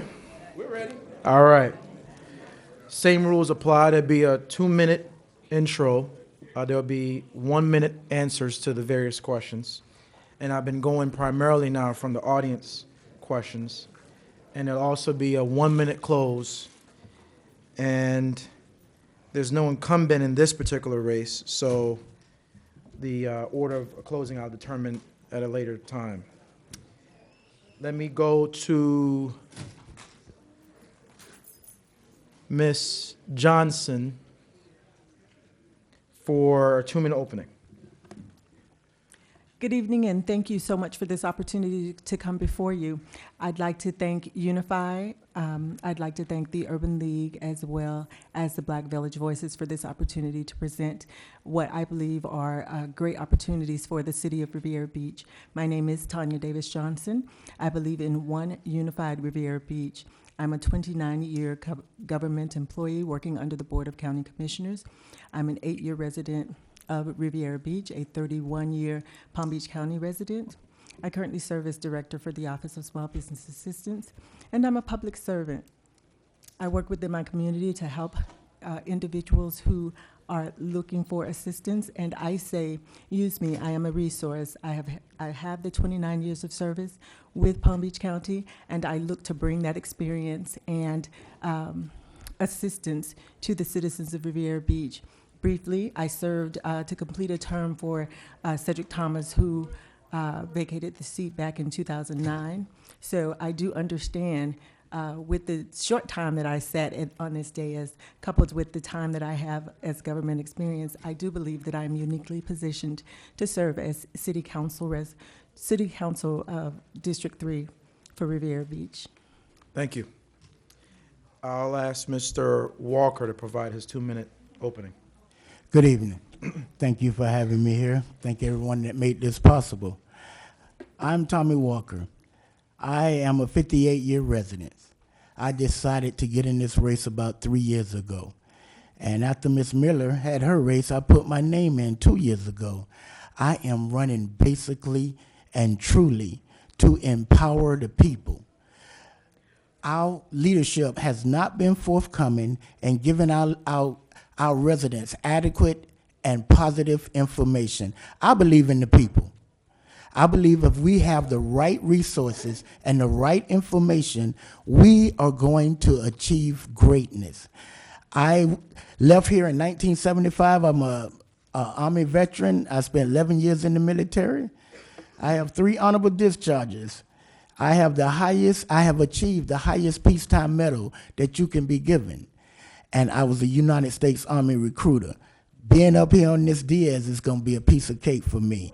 I am intelligent as the most of them because I'm just a leader. I am not, and I truly am not bringing no political ambition. I am running strictly to make sure that our people, that the residents of Riviera Beach be empowered. I thank you. Your call. Thank you very much. I appreciate it. Ms. Blue, same question, 2-minute open. Yes, sir. Ladies and gentlemen, good evening. Thank you to Mr. Green and the host committee for including me in this forum this evening. I'm Sylvia Blue. I'm a 51-year resident of the city of Riviera Beach. I am a former elected official, served 2 terms, 2000 to 2004. I am a former small business owner, 28 years, and I am an active community leader. I chair the Committee for a Better Riviera Beach. The Committee for a Better Riviera Beach overturned the referendum so this city could move forward with its developing of the marina properties. I am very, very grateful for the efforts of my committee. We work very hard. As your elected official, I will continue to make our redevelopment efforts a top priority, thereby creating much-needed jobs, shopping, dining, entertainment right here in the Riviera Beach community. I will support additional funding for our police department as well as our fire department. I am adamant that we need more boots on the ground from our police, community policing. I don't want to adopt a block. I want to adopt a corner. You own the corner, you own the block. You control the block. As a community, we need to work together. I fully support the efforts of the past council. Councilman Cedric Thomas is not seeking re-election. This is an open seat, so we're not running against Mr. Thomas. I do have his support, however. As we move forward, I have the knowledge and the experience to hit the ground running on day one. That's important to keep our city moving forward. I promise nothing. I pledge to give the residents my very best. Thank you. Thank you. And Ms. Blue, I'll stick with you. The key word from the last 2 races, I would say, is specific.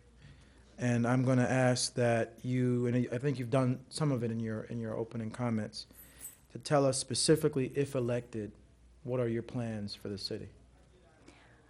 I'll start with the priority of number 1, continuing the redevelopment efforts. That's long overdue, and I thank the current council for having gotten us to this point, as well as our CRA director. Yes, we've had some hurdles, but continuing our redevelopment efforts and working our issue of crime, putting more boots on the street, more funding for our police department. Thank you. Ms. Johnson, same question. Naturally, the guiding force is economic development and redevelopment. But there are some very fundamental and key things that have to be addressed as we move forward in our redevelopment efforts. Very specifically, the issue of public safety, which Ms. Blue alludes to. It's going to be a continuing thing because I believe that we understand what this city truly needs to do in order to move it forward. There is no plan afoot to undo any of the efforts that have been done thus far. But we have got to take a look at our communities. We need to take a look at how we plan to develop and how inclusive that development will be. And we also need to take a look at our public safety. Those will be the guiding forces that will generate and spur our development. Thank you. Mr. Walker, same question. Economic development. I would very much like for the new council, to go back with Viking and let's have a dialogue. We done come too far to at least try to have a dialogue to get this started. If we can't get it, then we can't get it. Because I don't understand why the first time we had Viking on board, everything broke down. I understand it was some stuff in between there, but I would like for the new council to just go back and address that and see if we can do anything. Next is our crime. We have got to get a control over that. I would like to have our churches open their doors, so we can have honest dialogue with all the young men out there. And I'm going to need every man that's available to step up and give back to the community just as the community gave back to them. Thank you. Thank you, Mr. Walker. And I'll stick with you for the next question, audience question. What are your plans to improve the rec center for our children and community? I was talking to a young lady outside, and she was just informing me that she found certain items on the ground. We have derelicted our parks and our rec system. As much revenue as Riviera Beach has, we have not done a very good job in taking care of our parks. I plan to go through that budget.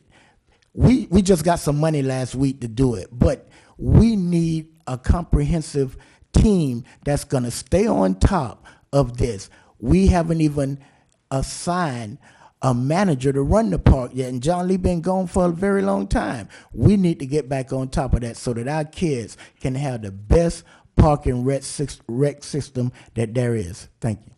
Thank you. Ms. Johnson, same question. So our recreation centers we have some of the better systems that I've seen, centers in this county. However, what I will say to you is that in order for us to take care of those, we've got to naturally identify funding that will support it. But more importantly, if we return to community as I knew it when I was growing up, I knew the woman down the street. I knew who my next door neighbor was. I knew, for blocks over who was there. So it's important for us to return to community and to develop those relationships and to take a vested interest in our community. Yes, it's good for us to have elected officials, but as a community, we have a responsibility to take care of that which is entrusted to us. So I would say, yes, we need to identify some funding, but we also need to identify some individuals that are willing to step up to the plate, take ownership, and to move our centers forward, making sure that our children have areas where they can go and grow and flourish. Thank you very much. Ms. Blue, same question. The Parks and Rec Department has or oversees upward of 18 to 20 parks throughout the entire 8 square miles. Dan Calloway Tate is a beautiful, beautiful park. I'd like to see more programs there. The facility itself, the gym, I believe, they just invested several $100,000 there with new air conditioning and paint and the whole 9 yards. But we do have Cunningham Park coming online. That's going to be reinvested with $1 million. So our parks are being upgraded, and there are a number of programs in our Parks and Rec Department that's already there that's not being utilized by the community. Thank you. I'll start with Mr. Walker for this next question, and I'll rephrase it slightly. This question basically is driving at the fact that a number of young professionals moved back to Riviera Beach with a promise of progress.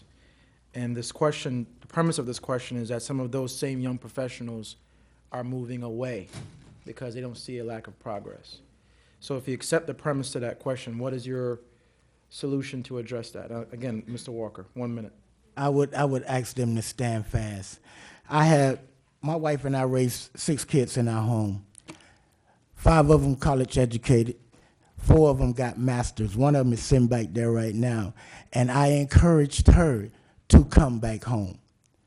Most of my kids live down south. My daughter Ashley is a teacher right over here at Inlet Grove. She's also the dance director at Inlet Grove. We are creating a viable plan to put young professionals back to work. Now, let me take this second to say, I am creating a platform so that community people that want to come back and join in on the decision-making process. The president got a cabinet. He don't know everything. So I'm surrounding myself with people like my daughter and other professionals to get that done. Thank you. Ms. Blue, same question. I think we have an opportunity or an obligation, let's say, to reach out to our young folks, those families, and it's generally through the churches that we know that they're going away to college, and of course they're coming back. There are opportunities here in the Riviera Beach community. With our Marina project online, unfortunately, we have people saying, even those that are running for election, that there's nothing going on in this community. I beg to differ. There are a number of opportunities with our Marina project. We need to reach out to our young folks, get them involved, because they are our future leaders. Thank you. Thank you, Ms. Blue. Same question, Ms. Johnson. Thank you, Mr. Smith. we have the redevelopment of our waterfront going on. And one of the things, as I'm walking through the communities, the issue is that there is nothing for those young professionals to enjoy. So one of the things that we need to think about is, as we're moving forward with our redevelopment of the marina, we've got to create a very thriving downtown that's going to be complete with small businesses. It's going to be complete with jobs and opportunities. And so as the marina goes and as the development goes, when we enhance our downtown, we can certainly create opportunities for those individuals to truly live, work, and play here in the city of Riviera Beach. And so, we want to make sure that we provide those opportunities for that demographic of individuals. Thank you. And I'll stick with you, Ms. Johnson, for the next question, which is related to really crime prevention.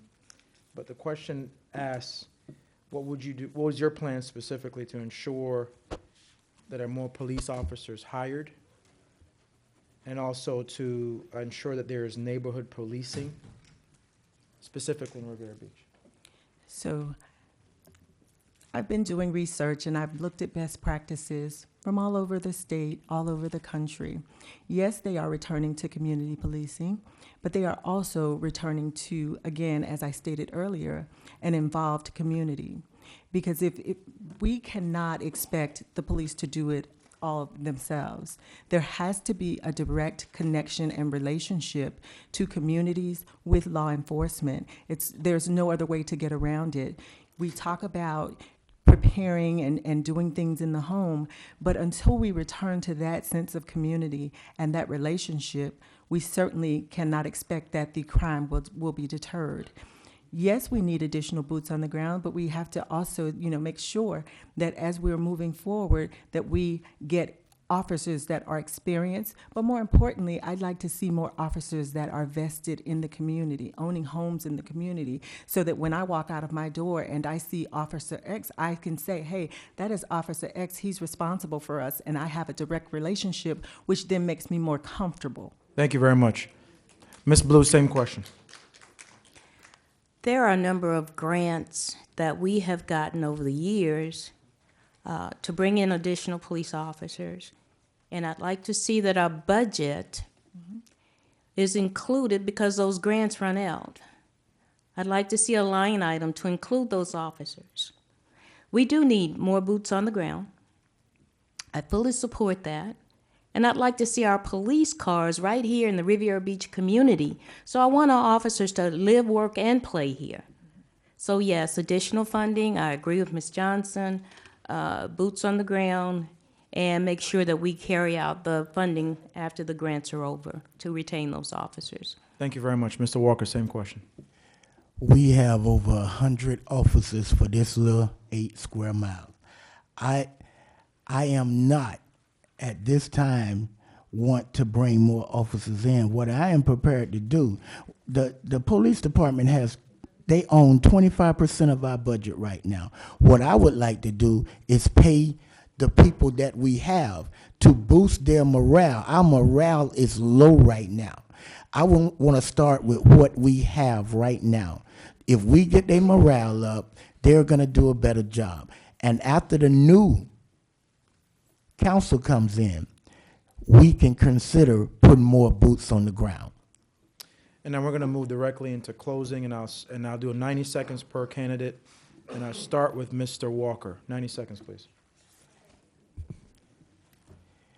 I am here to work for the people.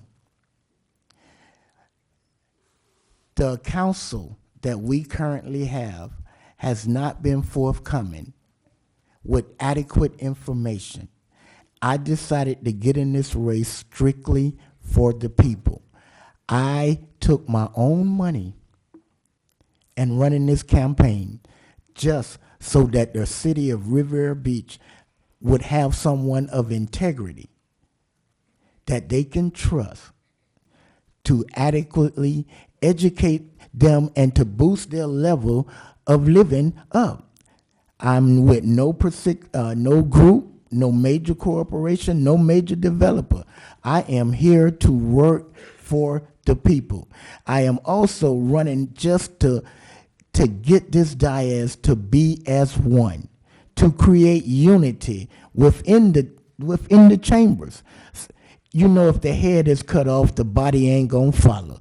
I want to make sure that our leadership is in tight and has unity. That way, we all can benefit from that and move this city forward. Thank you very much. Ms. Johnson, 90-second closing. Sure, thank you. I believe in one Riviera Beach. Unity is our strength. I believe that the three-stranded cord of prosperity, safety, and community is the driving force behind our success. I want to have an opportunity to serve the citizens of Riviera Beach, making sure that I listen, involve, and include. I firmly believe that together we can fully realize and experience a Riviera Beach that is truly the best place to live, work, and play. I ask for your vote on March 15th as your district representative for the City Council for the City of Riviera Beach. Thank you. Thank you.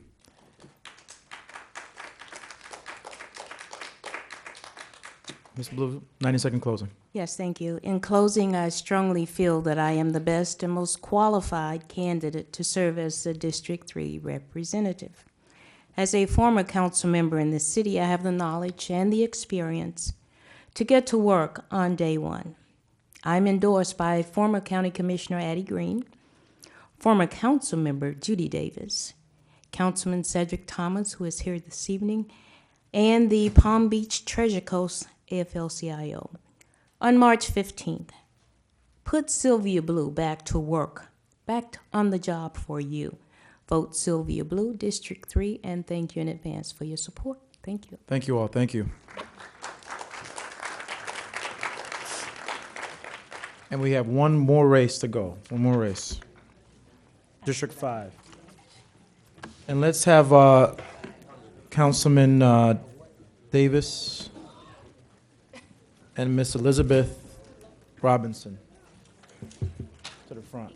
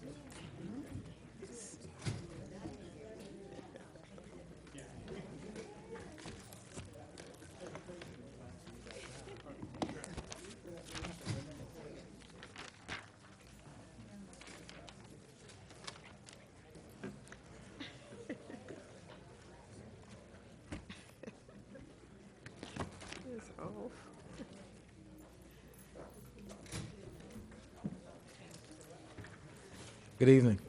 Good evening. So we'll get started with our last race. And I'll remind the candidates of the few basic rules. There'll be a 2-minute intro. There'll be a 1-minute answer per question and a 1-minute closing that I may modify as necessary.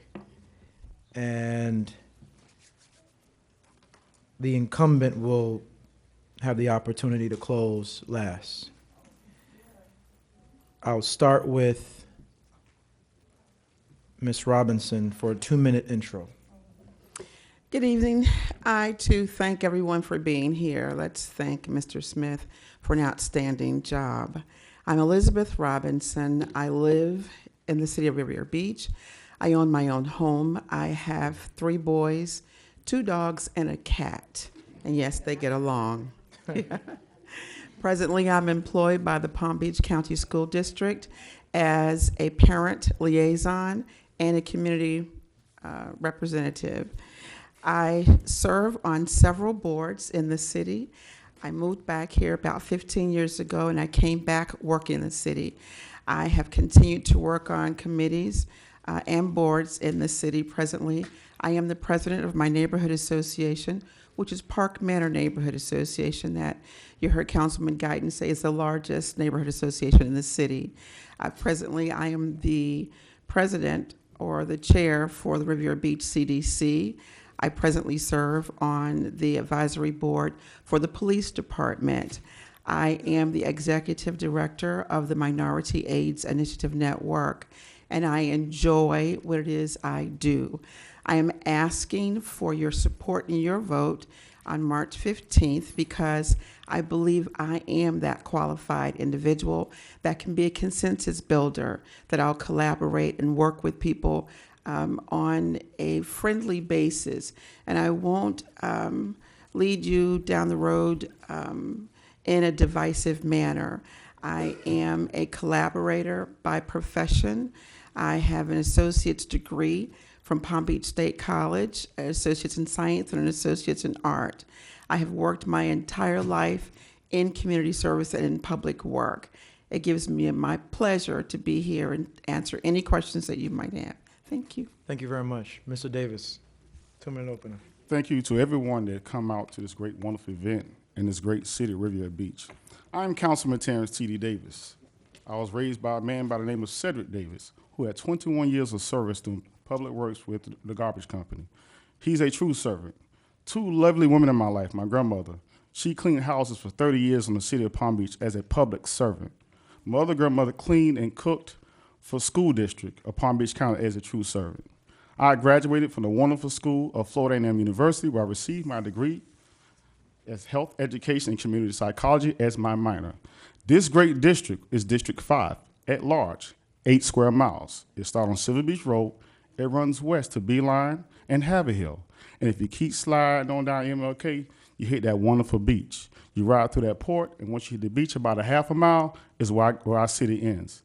This city is a great city. It has great resources, which are the people. I will continue to protect those people as I serve on Governmental Affairs Committee of Palm Beach County, where we focus on legislation that uses home rule to protect our city, to go to Tallahassee with those great funding resources to bring back and really provide funding for our community. Thank you. Ms. Robinson, again, the key phrase or the key term is specific from all of the various races. Okay. And the question I will pose to you is, what are your specific plans if elected? Thank you for that question. I've said throughout this election, I won't bring a bunch of what I'm going to do for residents. As I said, I've volunteered in our city for over 15 years. I will continue to do that. Presently, I serve as the chair for the Riviera Beach CDC, where we received over $1 million in funding to build 8 houses. If you look around the city, we've got 5 that are under construction right now. I'll continue to serve our city in the way of a community garden. Thanks to Councilman Thomas, we were given money in the Riviera Beach Heights area to put a community garden in our community because we're a food desert. We want to teach our children where tomatoes come from. If you ask a kid today where do tomatoes come from, they think Publix. I want to continue to work really hard and making our community neighborhood associations better. I am presently the president of my neighborhood association, and I want to work with all the other neighborhood associations to educate our people and to make them aware of what our city is all about and where we're trying to go. Thank you. Mr. Davis, same question. First thing, I want to make sure that we understand how important that community garden is and how it was funded. That project was consisted of $1.3 million with Alena Park. Unfortunately, we have a project of $1.3 million invested in a 5-year lease that this city does not own. We didn't make sure we make responsible decisions to appropriate dollars. That funding we talk about housing, guess what? It started with this council, this board, that focused on working together to do the things we need to create real affordable housing for our great community. The plan that one of the things I worked on first elected was partner up with former council person Shelby Lowe as we went to Tallahassee and we worked with the Department of Agriculture with Adam Putnam, and the organization called the Southeast Region Public Market Fair. This is the first time this opportunity has been presented across the state of Florida for 61 years. 61 years. This organization will allow you, our residents, our community to be what? Dual partnerships, dual developers with the 4-H club for our youth. It has the capacity to acquire land. It has the capacity to be the anchor of our marina development. It has the capacity to reach out to Belglade, Clewiston, Pahokee, and all our great communities across the county and bring those people so we can make sure the funding and the traffic that we have sustain our development. Thank you, Mr. Davis. Thank you. And I'll stick with you for the next question. 1 minute. What is your plan to bring entertainment to the city outside of Singer Island for the residents to spend money in the city and not in surrounding cities, such as restaurants, bars, lounges, etc.? First thing I want to do is make sure that this CRA in the city doesn't take any more loans and put the burden back on the people so we can raise water rates. That must stop. The second thing, we need to find a way to get a developer that's going to come and spend a check. Show us where your money is. Our people deserve to know where the money is coming from and where it's going. Then the next thing we must do is let's get back to the Southeast Regional Public Market Fair Association. We talk about entertainment. We all go out to the South Florida Fair every year to spend money on those great rides and great food. We spend a lot of money on parking. But do we make any money at the South Florida Fair every year? No. But how about here in Riviera Beach, we do the same thing with the Southeast Regional Public Market Fair because they made $11 million last year. How about the residents, you, as voters and as members of the Southeast Regional Public Market Fair, become ownership and make the money yourselves instead of spending money in other communities? Thank you, Mr. Davis. Same question, Ms. Robinson. Excellent question. Thank you.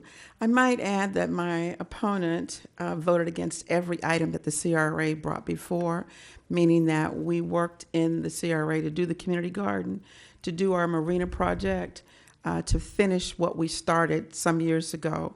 Right now, we have a marina that's coming online that is absolutely awesome. We need to spark private-public development so that we can have those restaurants and entertainment in our city so that we don't have to travel outside of the city. But I would vow to you that I would not vote against projects before coming to you and saying to you what I feel and what it is I think the truth is. Excuse me, may I rebuttal that, please, sir? Yeah, 20 seconds. Thank you so much. First of all, our residents deserve much more. I will vote no on anything that burdens the people. If you're going to ask me to take out a $30 million loan and raise water rates, I want to make sure our contractors are getting more than $300,000 out of the project. Carve something out for our people. Our women business and our male business deserve more.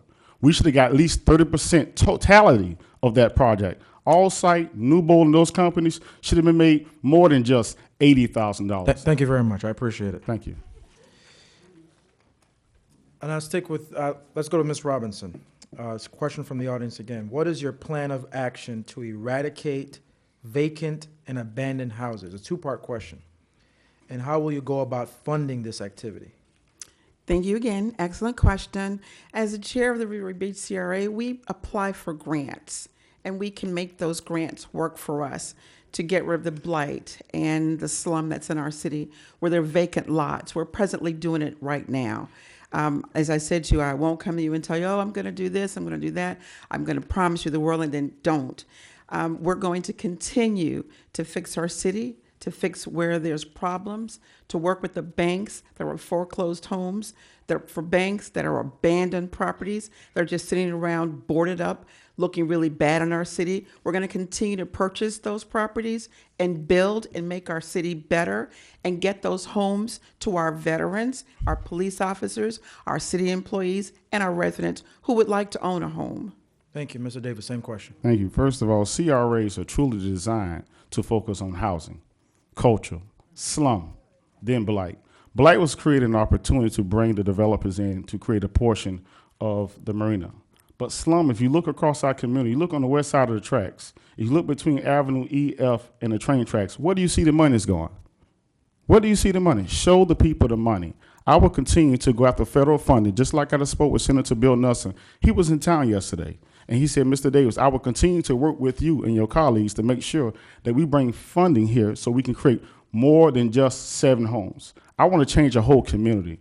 I wish we could have took the $30 million instead of putting it on the marina and give it to the people. Focus on roofing, sidewalks, lighting, infrastructure, just like what happened on S7 between TS and T. Let's give the people their money back because it's their money. We borrowed it. Let's give it back to them.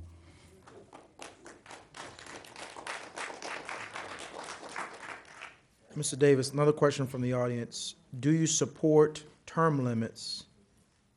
And if so, why and why not? Or why not? I truly do support term limits. We have a wonderful president by President Barack Obama who's getting ready to term out soon. He's done a wonderful job. Even our governor has a term limit.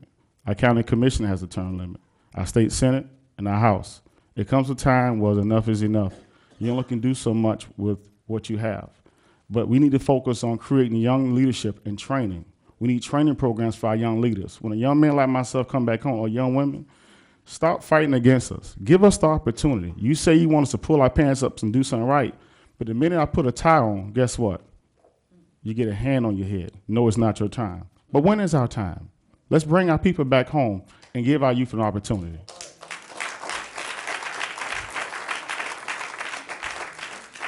Ms. Robinson, same question. First, I'd like to address the $30 million statement. $30 million statement. We borrowed that money knowing that we were going to be able to pay it back and it wouldn't be a burden on our city. Councilman Cedric Thomas asked to put $3 million into the community for just that. I won't promise you I'm going to do this. I'm going to tell you proven leadership. We put the sidewalks and the lights in our community. If you'll drive on 10th Street in Riviera Beach, you'll see the sidewalks that are coming up. You'll see the lights that are there. The community is changing for the better. And after the 3 years that my opponent has been on council, what has he done to make that happen is what you have to ask yourself. We've done those things. We didn't promise it to you. We've made the difference and the change in our city, and I'll continue to do that.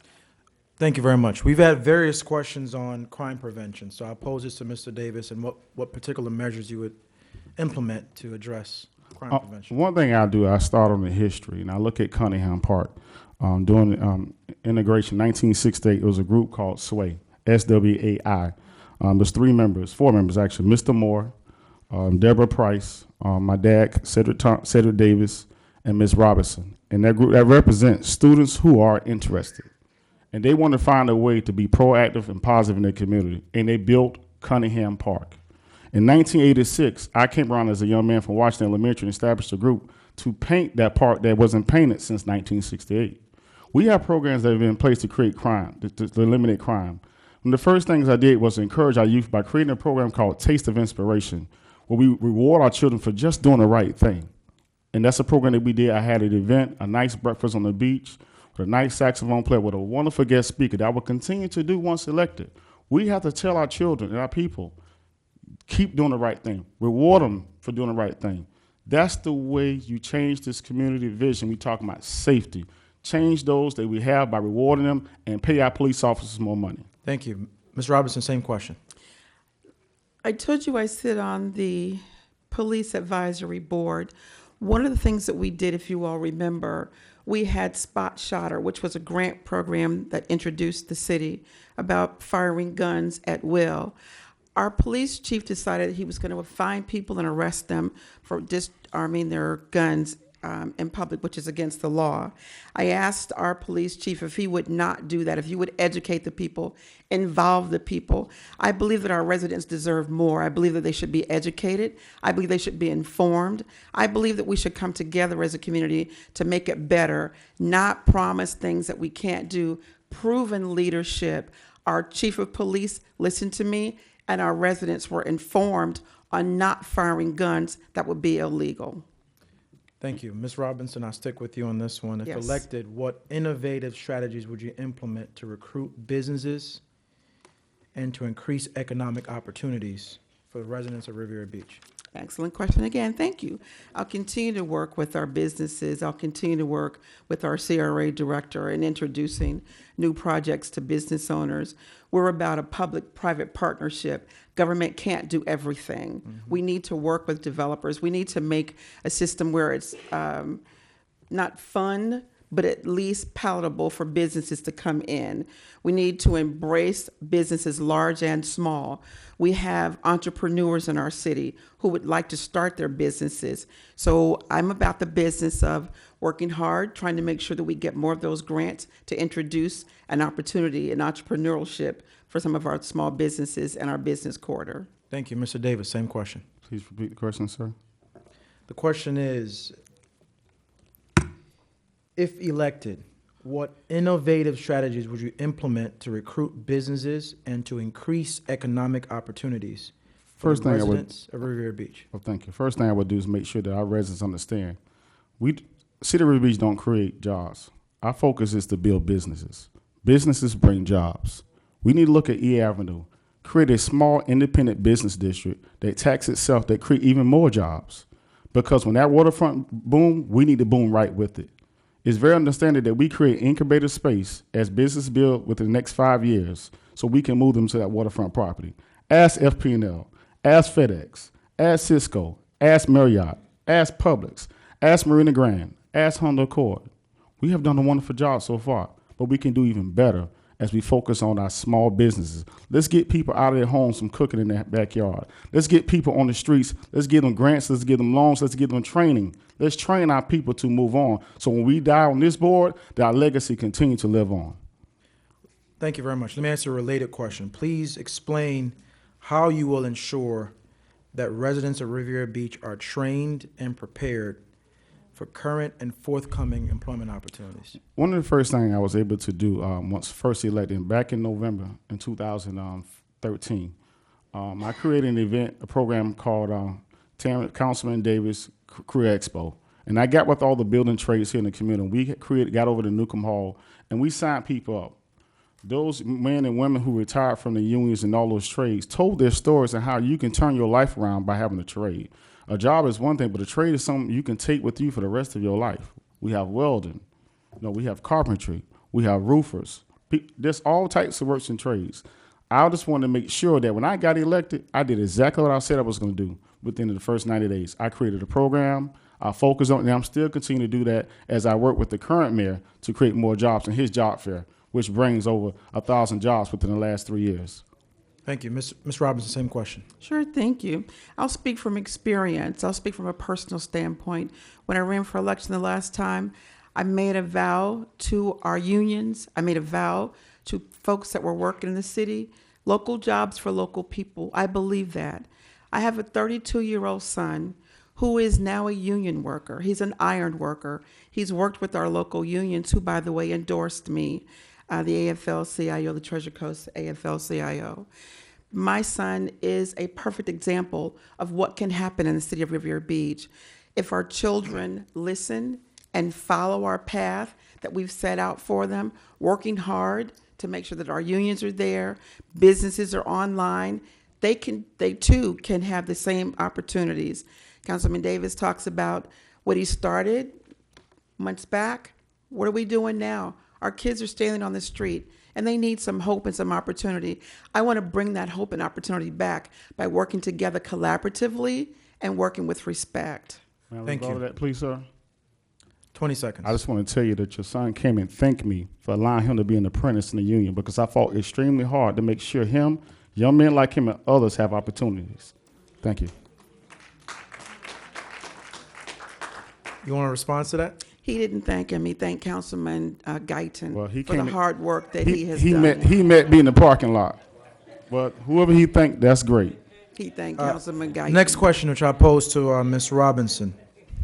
What is your plan to ensure competitive wages and benefits for the employees of Riviera Beach? Excellent question. How do you plan to remain engaged with the city workers to address their ongoing concerns? Thank you very much. I too am a union worker. I work for the school board, and I belong to the union at my school. I won't work on a budget and then vote against it when it has your raises involved. That I won't do. I'll work lockstep with our manager to make sure that the budget that's set forth, we will follow through and make it work for our residents, make it work for our employees, make sure that the employees are, should I say, compensated fairly. Let's work together to get different programs in the city. We talked about grants. I would not only get grants in the city, I'd also get a grant manager so we could manage the grants instead of getting a grant in the city and then saying, okay, well, we've got this money. Someone has to manage that grant. Someone has to make sure that we're delivering on what we say we're going to do so that we can get more. We can attract more dollars. Thank you. Thank you. Mr. Davis, same question. Could you please repeat the question? The question was in regards to what is your plan to ensure competitive wages and benefits for the employees of Riviera Beach? Second part, how do you plan to remain engaged with the city workers to address their ongoing concerns? One thing I've done, when I first got elected, I toured the city in various departments to have conversation to hear their concern. And I've addressed those concerns in the project. In Pinellas County, one of the things they did, I wanted to consider making sure that we implement, they had a town hall where they had the community open up the entire budget. And they had the decision, they looked at how much the police, the fire, and the general employees. And the community made the decision on how the money is appropriated, which are along with the general employees.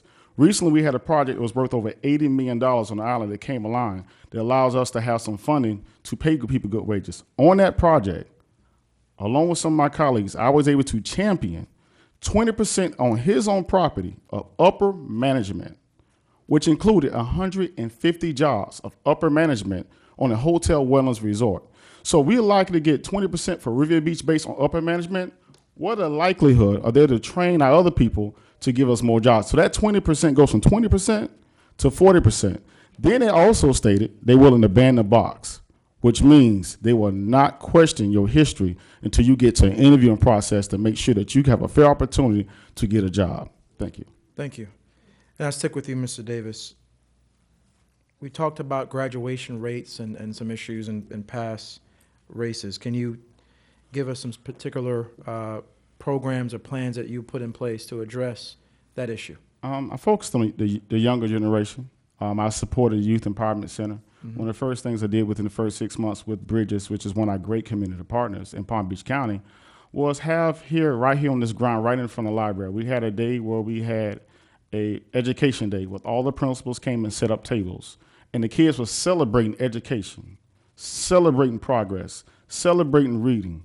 That was one of the things that I focused on within the first 6 months of being elected, which led on to the Taste of Inspiration, who's something I do annually, where I focus on kids who got to strive for 5, which was the FCAT rally. And once you got a 5, which was a 3 was a standard, we want our kids to get beyond the standard, hit that bar. They're doing a wonderful job. Reward them for what they've been doing. I will not change what I've been doing. I will continue to grow with who's ever on this board. I will continue to remain positive. I will continue to be the focus of this future along with other young people who's coming along. And I will not hog this seat over the next 20 years. Thank you, Mr. Davis. Ms. Robinson, same question. Will you repeat that question again? The question really was just geared towards the issue, the problem of low graduation rates, and what particular programs or policies would you put in place to address that? I presently work for the school district, as I said. I have the pleasure of working for the Riviera Beach Family Resource Center, where there's $100,000 worth of academic games that our children get to take home. I feel blessed to have that opportunity. I'd like to bridge that gap with our city and our school board to make sure that more of that happens. I would like to also re-engage our scholarship program, our education committee that the city has. I'd like to work with our community benefits program to make sure that it's funded so that we can fund our summer programs for our children so that they don't fall into summer slide. I'd like to engage our parents in training to make sure that our children get what they need at home. Councilman Davis talks about the Bridges program. It's an awesome program. They're in our center every Tuesday with mothers from around the 4 elementary schools in our city to try and get them to learn more parenting skills. I believe the city has a great opportunity to partner and make those skills and those opportunities wider around the city. So I'll continue to work with our parents. Thank you, Ms. Robinson. And at this time, we'll move into our closing. And as I did for the last panel, we'll go with a 90-second closing, and I'll start with Ms. Robinson. Thank you. I'm Elizabeth Robinson. Instead of you ask not, you have not. So I'm asking for your support, your vote for March 15th for me, Elizabeth Robinson, the District 5 seat, as your at-large representative. I'd like to continue to serve you with collaboration and cooperation. I will not fight with your board. I will not vote to fire various people in your city who are moving your city forward. I will not increase your water bill while giving myself an increase in pay. I will continue to work hard to make sure that your taxes are lowered, that you can keep more money in your pocket. I'll continue to work in our residents to make sure that they're safe. I'll continue to work with our neighborhood associations to build collaboration and consensus throughout the entire city, not a district, not one segment, but this is one beautiful city. We're 8 by 8 square wonderful miles, and I, when elected, will serve all 8 by 8 square miles collaboratively. Thank you, Ms. Robinson. Mr. Davis? Thank you, sir. We all talk about being elected, but when we're going to talk about serving our people, no matter what color, what race they are, this is a truly servant position. I am considered the Perry Mason of this council for a reason. I will keeping staff accountable. If they make bad decisions and keep taking loans out on the backs of the people, yes, I will stay there. My opponent will refuse to come to the microphone and stand up for her community when staff has keep putting us in more and more debt. We've had over 7 change orders in the marina, totaling over $2 million. My opponent has yet to come to the mic and say, you know what, our people deserve more. But no, she wants to go and work for staff.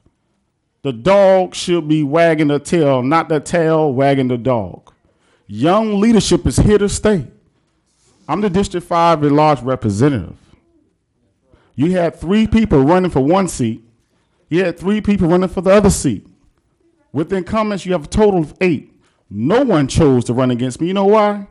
They said, TD, you're doing the right thing. I will keep my eyes on staff. I will keep being Perry Mason. And I will keep fighting for you. Whether it's make other people uncomfortable or not, I'm a true professional. And the future is here now. Thank you. Thank you, Mr. Davis. TD Davis, March 5th through 13th election. Stay here. If you can hold on for a second before you move out, I want to bring Patrick Franklin up and say our closing remarks. But let's give all of the candidates a round of applause. Including our moderator and Patrick, you can take the lead. Good. Thank you, James. I want to thank the Black Village Voices, James Green, Unified, Chuck Ridley, and the Urban League Young Professionals, Ms. Clarice Redding. Let's give them a big hand for putting this program on tonight. Also want to thank our moderator, Mr. Grassford Smith. Let's give him a big hand. And our timekeeper, Ms. Yolanda Warren.